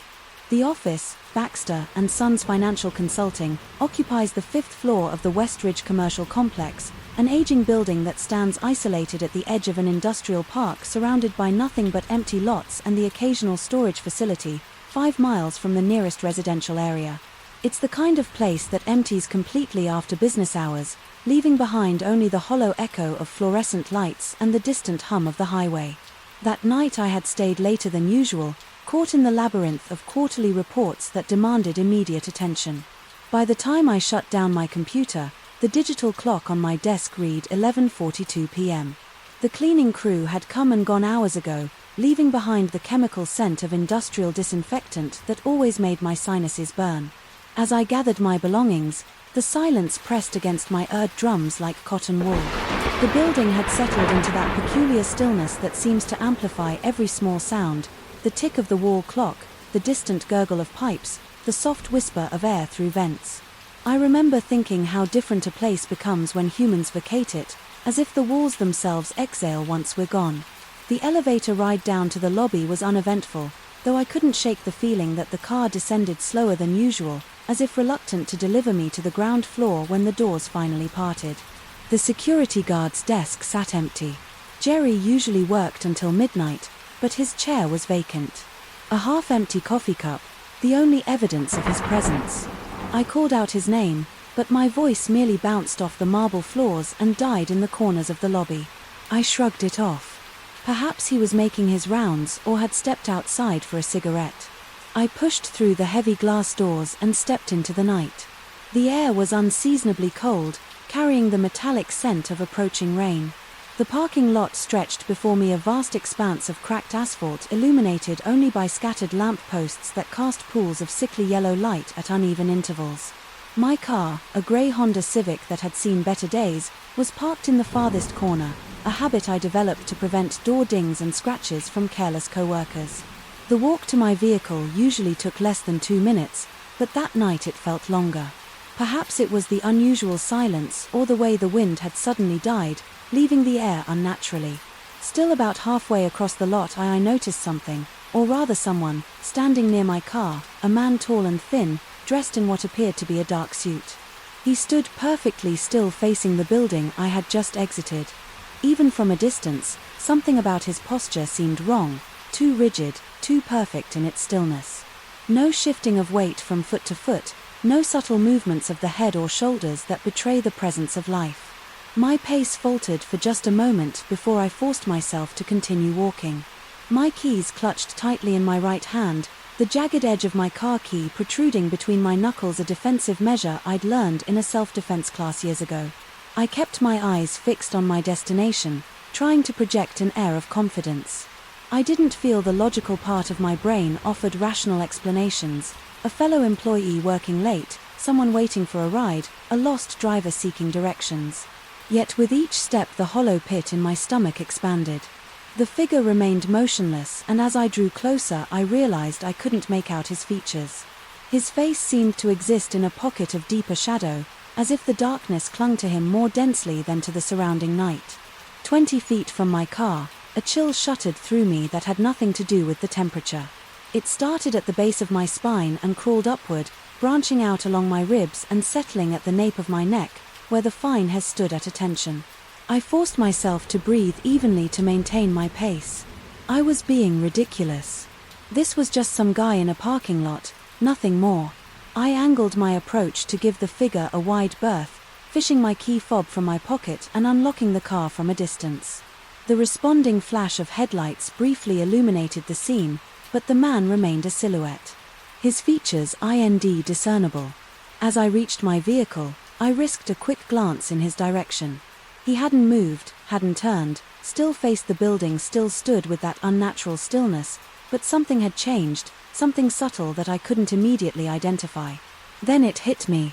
His shoulders seemed higher, his back straighter, as if he was now alert.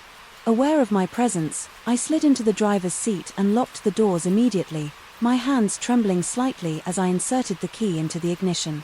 The engine sputtered once before roaring to life, and I cranked the heater to combat the sudden chill that had settled into my bones.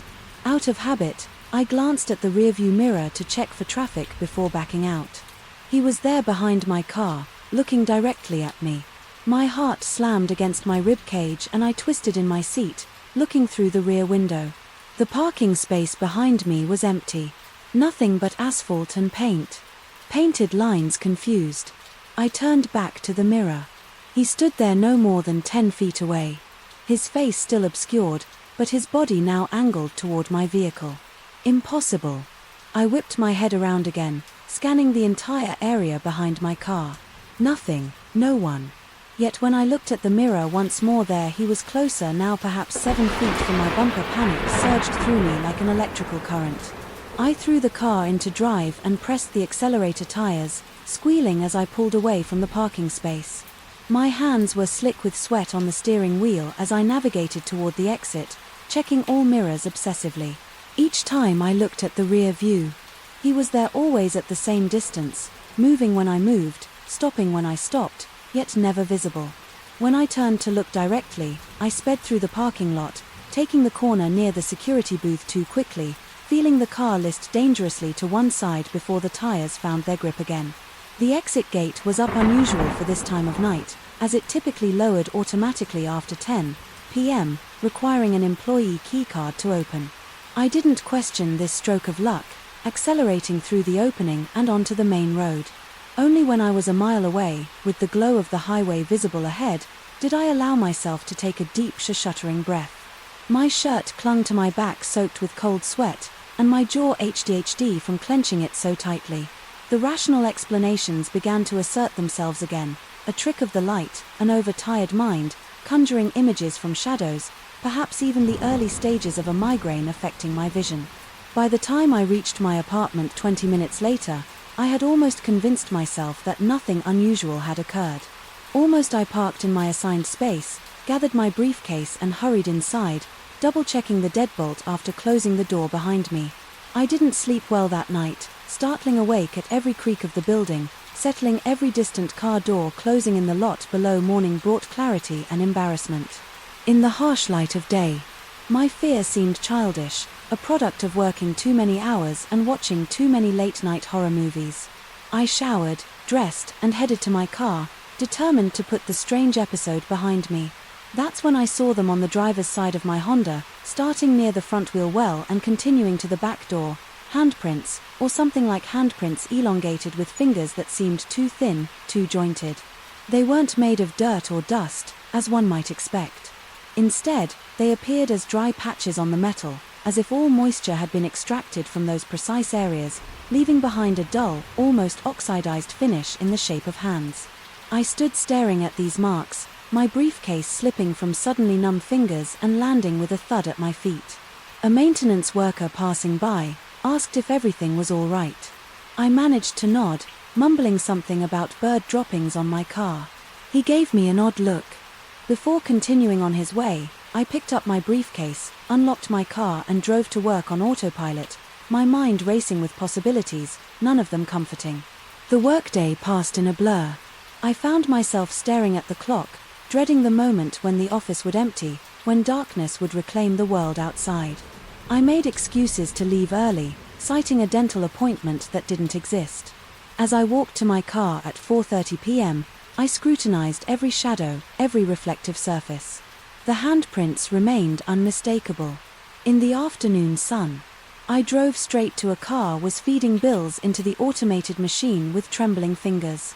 I watched through the windshield as jets of water and soap assaulted my vehicle from all sides, scrubbing brushes working methodically over every surface. When the cycle finished and I pulled out of the bay, I immediately checked the side of the car. The handprints remained untouched by water, soap, or mechanical brushes. Over the next week I became obsessed with removing these marks.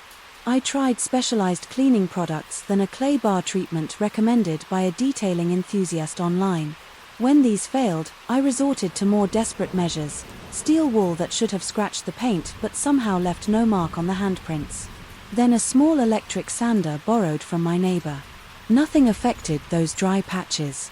They remained a perfect record of something's touch, something's claim. I began leaving work while the sun was still high developed. A sudden interest in carpooling with colleagues invented reasons to have my vehicle serviced at shops.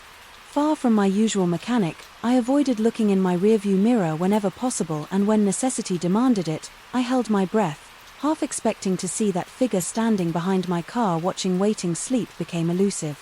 My nights fragmented by jarring dreams where I drove endlessly down dark roads, the figure always visible in my mirror. No matter how fast I drove or how sharply I turned, I would wake gasping, sheets twisted around my legs, the phantom sensation of cold fingers on the back of my neck. 2 weeks after the initial incident, exhaustion had worn my nerves raw.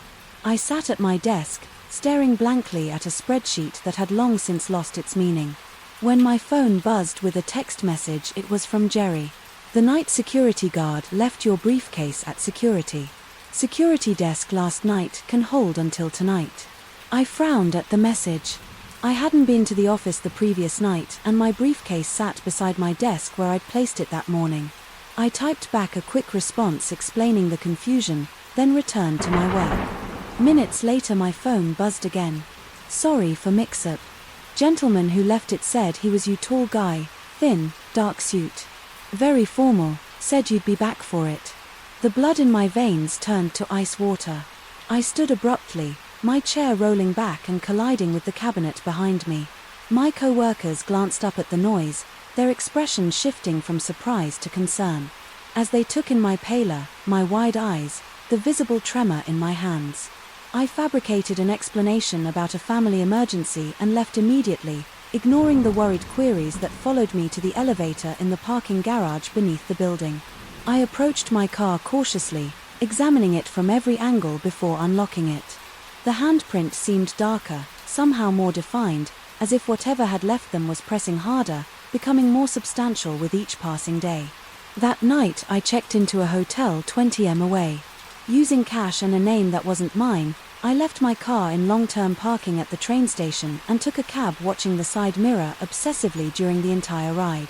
In my room, I pushed a heavy dresser against the door, closed the blackout curtains and sat on the edge of the bed, my back against the headboard, a lamp on either side casting away the shadows. Around 3 a.m., exhaustion finally overcame vigilance and I drifted into uneasy sleep. I'm not sure how long I slept before a noise jolted me awake, a soft, rhythmic tapping like fingernails on glass. I lay perfectly still, listening, trying to identify the source. The tapping continued. Patient. Unhurried, my eyes were drawn to the bathroom door, which stood slightly ajar, revealing a sliver of darkness beyond. As I watched, the door began to swing open slowly, silently. The tapping stopped. From the darkness of the bathroom emerged a hand, long-fingered, pale, with joints that bent at unnatural angles. It gripped the edge of the door, the knuckles bulging beneath papery skin. I wanted to scream, to run, but my body refused to obey. The hand was joined by another then, the suggestion of shoulders, the hint of a head. I squeezed my eyes shut, reciting in my mind that this wasn't happening, couldn't be happening. When I opened my eyes again, sunlight filtered through the edges of the curtains. The bathroom door was closed. I approached it carefully, heart hammering in my chest, and flung it open to reveal nothing but ordinary fixtures: shower, sink, toilet. No sign of an intruder, no evidence of the nightmarish vision. I checked out immediately, returning to my apartment only long enough to pack essential items. Before driving to my sister's house in the next state, I told her I was having work done on my place, a convenient lie she accepted without question. For 3 days I experienced something close to peace. My car remained unmarked, the handprints had vanished. During my absence I began to wonder if perhaps the entire episode had been a manifestation of stress, a temporary break with reality brought on by overwork and isolation. On the 4th morning, I stepped outside to retrieve the newspaper from my sister's driveway. A car was parked across the street. My car, my Honda Civic, which should have been sitting in my sister's garage where I'd left it the previous evening. As I stared in disbelief, I noticed movement in the driver's seat. Someone sat there, hands resting on the steering wheel. I crossed the street slowly, as if in a trance. The driver's window was rolled down. The seat was empty, but in the rearview mirror I could clearly see a reflection, a man in a dark suit staring back at me as I watched, frozen in place. His lips pulled back in what might have been a smile, revealing teeth too numerous, too sharp. The mirror showed his hand reaching toward me, long fingers extending beyond what should have been physically possible. In reality, if such a concept still applied, nothing was there, just empty air and the growing certainty that whatever boundary exists between the world of reflections and our own had become permeable, at least for him. I backed away, then turned and ran back to the house. I've been here for 2 days now writing this account, trying to make sense of what's happening. My sister thinks I'm ill, has suggested doctors, therapists, even a short stay at a facility where I can rest. She doesn't understand that rest is impossible. Now that closing my eyes means seeing him standing beside my bed, watching, waiting. Last night I covered every reflective surface in my room, the television screen, the window glass, even the face of my wristwatch. I lay in darkness, listening to the sounds of the house, settling to my sister's soft snoring from the next room to the distant passing of cars on the main road. Just before dawn, my phone lit up with a notification, a text message from my own number. "Look at your hand." I didn't want to. Every instinct screamed against it, but my eyes betrayed me, dropping to my left hand, which rested at top. The blanket there spread across my palm and extending to my wrist was a handprint, dry, desiccated skin in the exact shape of long-jointed fingers. As I stared in horror, the mark began to spread, the moisture being pulled from my flesh as if by some unseen force, the pattern extending up my forearm. I don't know what he wants, I don't know why he chose me, but I know now that no distance will be sufficient, no hiding place secure enough. He exists in reflections, in mirrors, in the spaces just beyond direct sight, and is patient, so very patient. I catch glimpses of him everywhere now, in store windows, as I pass, in the chrome finish of elevator doors, in the black screen of my phone, before it lights up, always watching, always waiting for what I still don't know, but I suspect with growing certainty that sooner or later I'll find out. The FL lights in our office never fully die. They simply decay.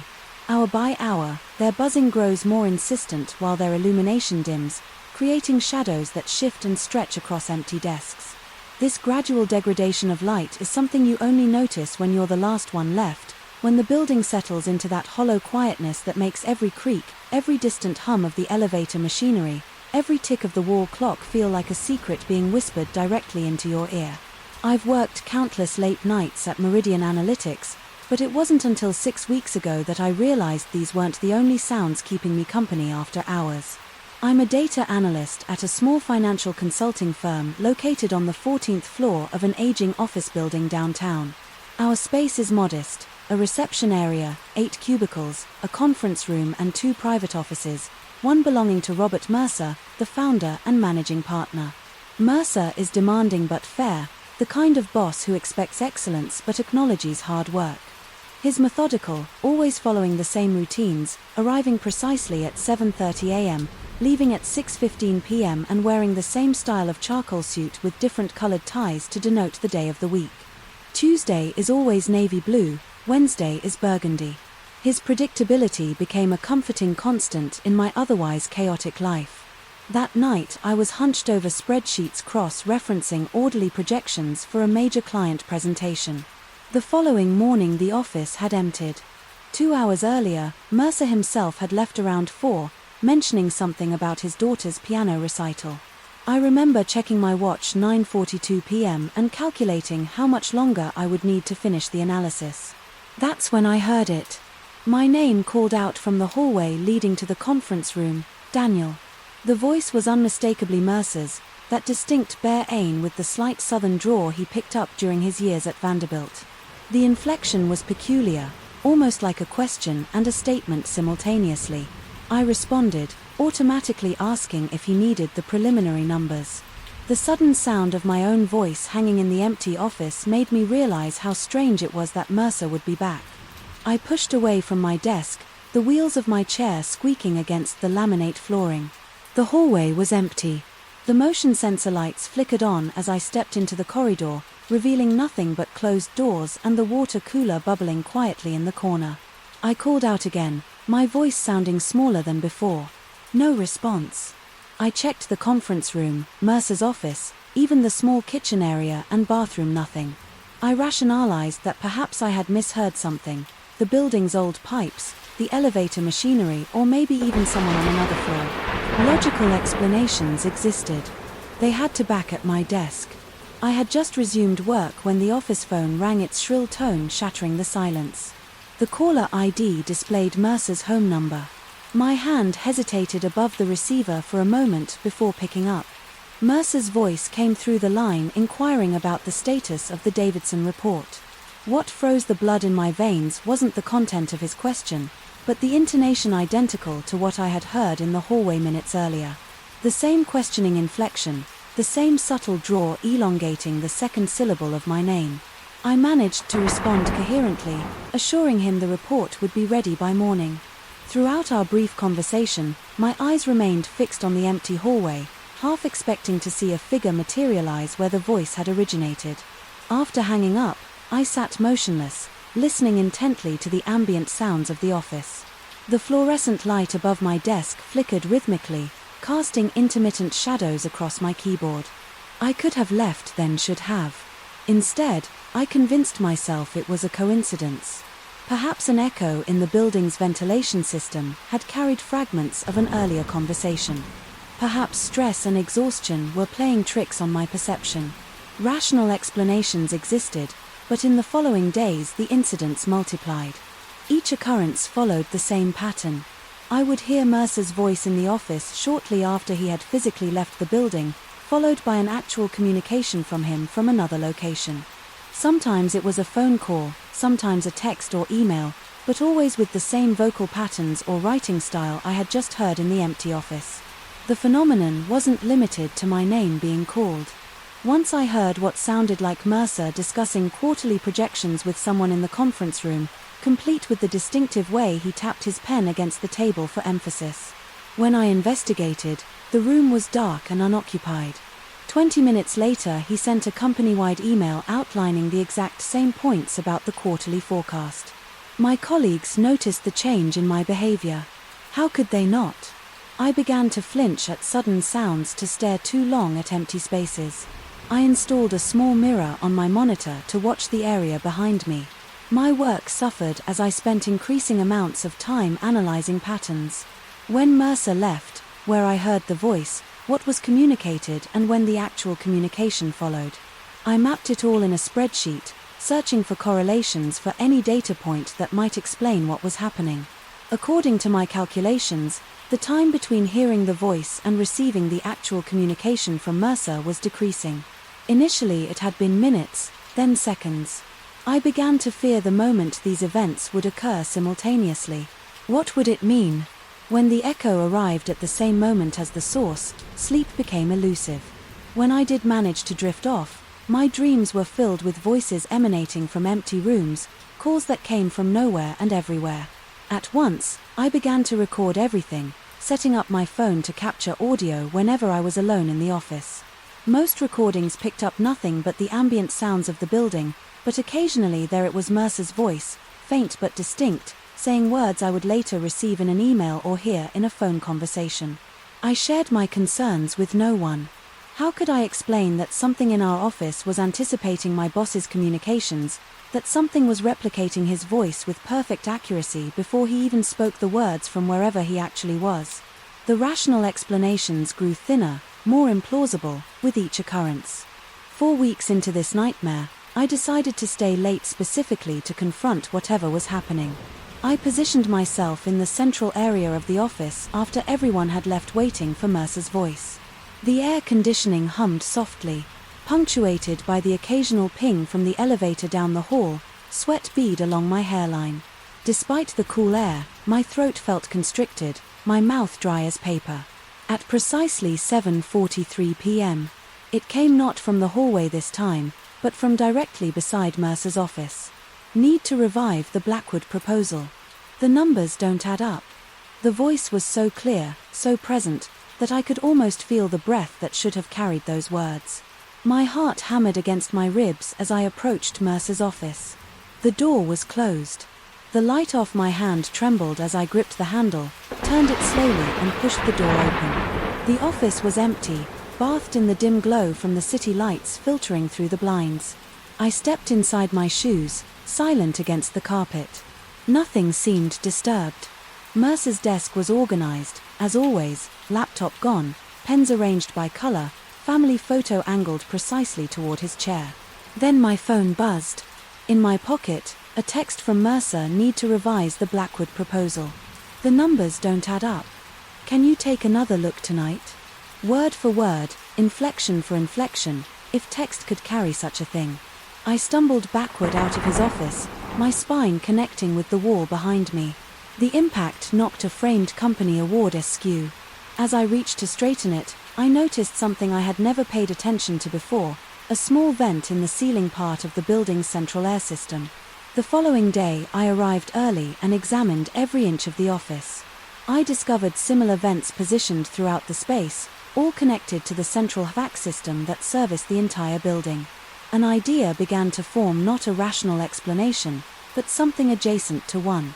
I researched architectural acoustics, how sound travels through buildings, how certain structures can create anomalous acoustic effects. I found cases of acoustic mirrors where the unique architecture of a space could capture sounds and reproduce them elsewhere under specific conditions.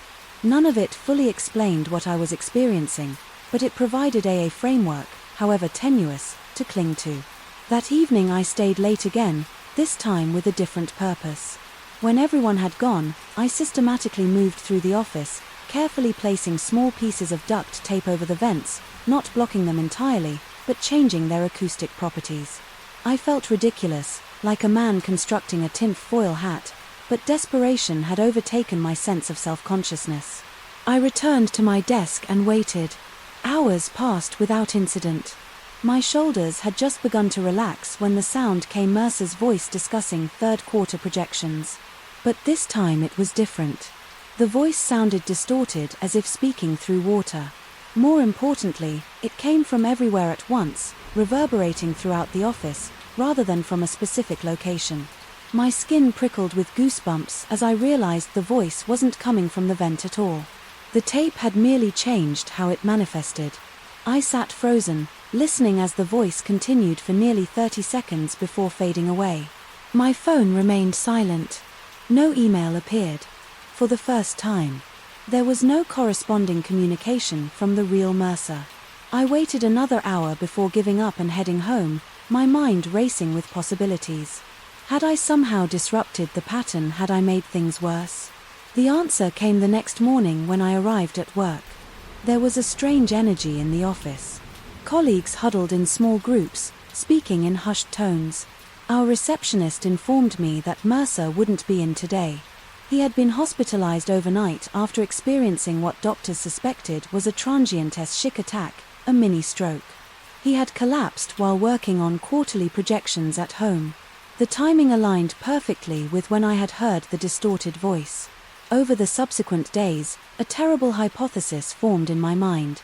What if the voice I heard wasn't an echo of Mercer's actual communications?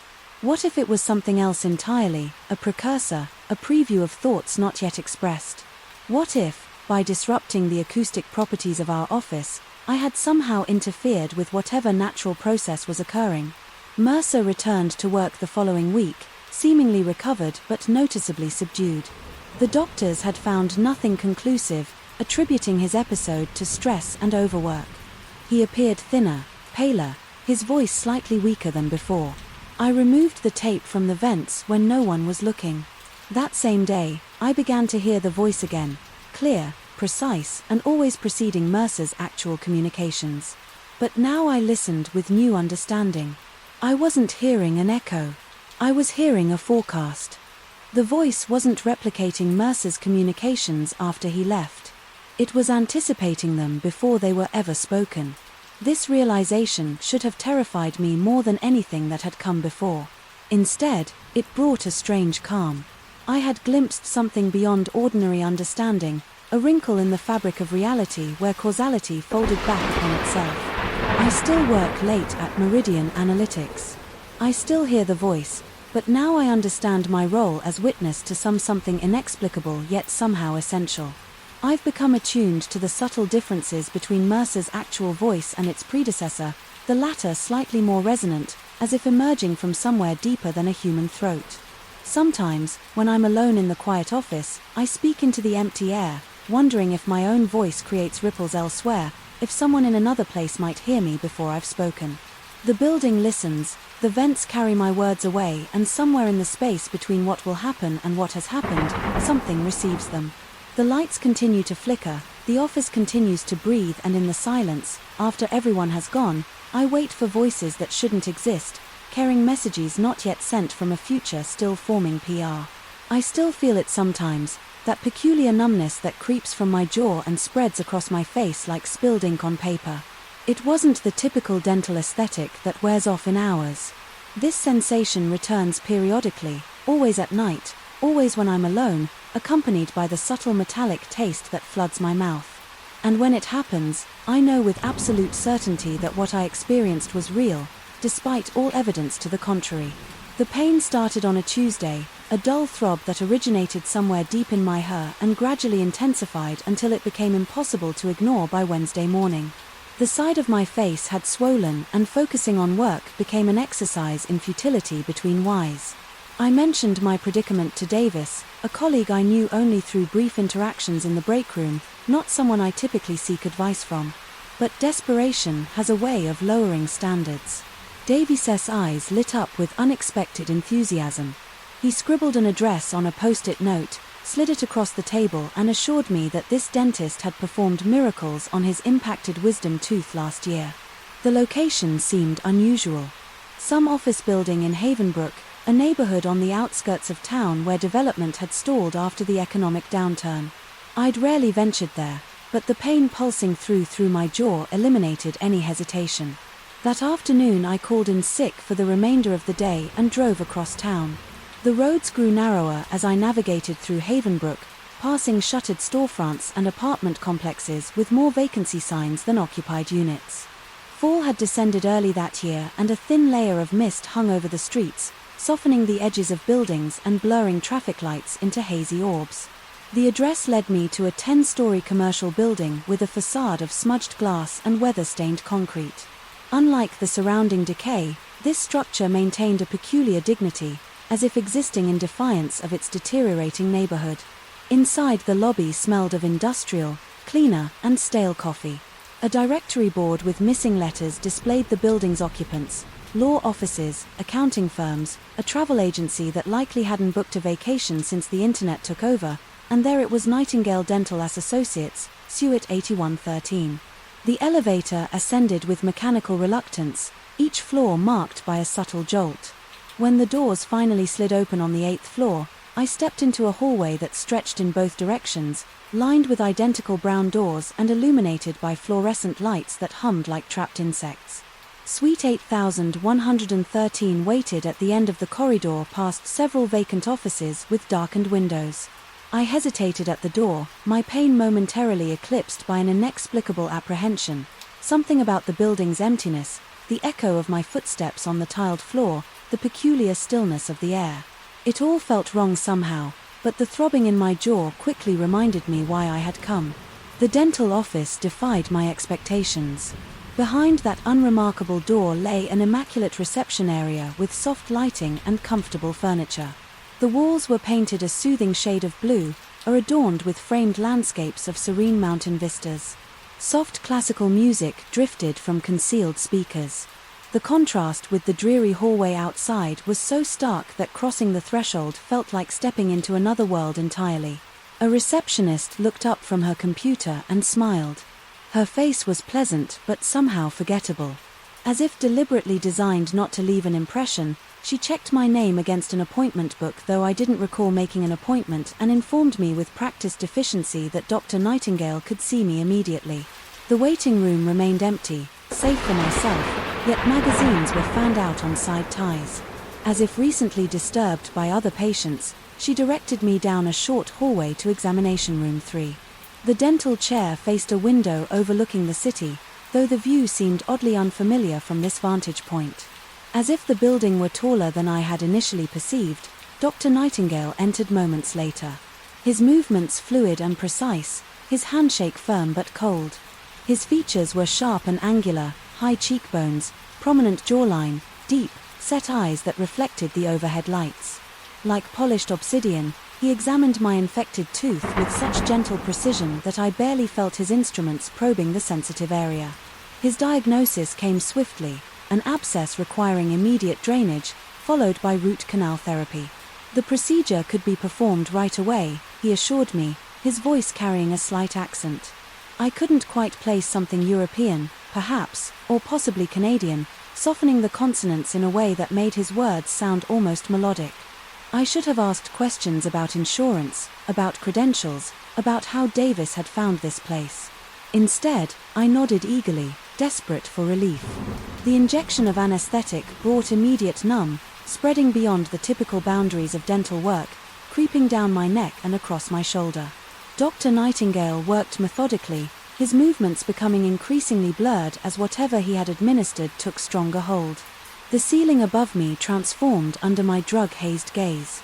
The fluorescent panels seemed to pulse and shift, revealing glimpses of something else behind them, intricate patterns that appeared almost organic, like the branching of veins or the spread of roots. The classical music warped subtly individual notes stretching beyond their natural duration. I tried to focus on the cityscape through the window, but even that had changed, buildings standing at impossible angles against a sky that had deepened to an unnatural indigo. Despite the early hour, Dr. Nightingale spoke occasionally, his words reaching me as if through water, something about exceptional conditions, about rare anatomical anomalies, about my tooth being particularly interesting. I felt pressure but no pain as he worked, and despite my growing unease, I remained perfectly still, my body no longer responding to my mounting anxiety. The procedure ended abruptly. Dr. Nightingale stepped back, removed his gloves with a crisp snap, and pronounced the treatment complete. The receptionist returned, helped me to my feet when it became clear my balance was compromised, and provided aftercare instructions printed on heavy cream-colored paper with an elegant letterhead. I was to return in 7 days for a follow-up assessment. The numbness would subside within hours, she assured me, though certain sensations might persist longer due to the nature of the treatment. I left the building in a daze, the setting sun casting long shadows across the parking lot. The drive home remained a blur in my memory, marked by wrong turns and near misses at intersections. That night I slept deeply and dreamlessly, waking the next morning with only a dull ache where the fierce pain had been. The week passed uneventfully. The infection appeared to have cleared, and I returned to work, mentioning my successful treatment to Davis. In passing, he nodded distractedly, immersed in a spreadsheet, and made no acknowledgement of his recommendation. I attributed his lack of response to workplace stress and thought nothing more of it. On the 7th day, I returned to the building for my follow-up appointment. The lobby looked shabbier than I remembered, the floor tiles cracked in places, dust gathering in corners. The directory board showed no listing for Nightingale Dental Associates. Confused, I approached the security guard stationed behind a desk I hadn't noticed during my previous visit. According to him, there had never been a dental office in the building, certainly not in the last decade. He'd worked there. Suite 813, he informed me with growing impatience, had been vacant since the previous tenant, a small accounting firm, had gone bankrupt 3 years earlier. I insisted I had been there just 1 week ago, but my protests only earned me suspicious glances and eventually a suggestion that I might want to check my records again. Determined to prove I wasn't losing my mind, I took the elevator to the 8th floor. The hallway appeared narrower, darker, and considerably more dilapidated than I remembered. Emergency lights cast a jaced glow over peeling wallpaper and stained carpet. Suite 81th's door was secured with a heavy padlock, rust accumulating around its edges. Through the clouded glass panel I could make out an empty room with dust-covered floors and water stains spreading across the ceiling like invasive mold. It clearly hadn't been occupied for years. My heart raced as I pressed my face against the glass, desperately searching for any sign of the immaculate office I had visited. The taste of metal filled my mouth and my recently treated tooth began to throb, and, for perfect synchronization with my pulse, I stumbled back from the door, my reflection in the glass momentarily transforming into something unfamiliar: sharper features, deeper set eyes, a smile that stretched too wide. Back at work the next day, I confronted Davis about the referral. He looked at me with genuine confusion, then concern, as I described the mysteriously vanished dental office. He swore he had never given me an address, had never recommended at a dentist, and suggested, with the careful tone people use when they fear someone might be unstable, that perhaps I should consider talking to someone professional about my experience. I tried to forget the incident, to rationalize it as some bizarre episode triggered by pain medication or stress, but certain details continued to haunt me. The way the cityscape from the window hadn't matched any possible view from the building's actual height and position. The unnatural coldness of Dr. Nightingale's hands, the peculiar letterhead on my aftercare instructions, which I could no longer find, despite tearing apart my apartment in search of them. 3 weeks later I noticed something when flossing a small hard object lodged in the gum beside my treated tooth. Using tweezers, I carefully extracted what appeared to be a sliver of metal no larger than a grain of rice.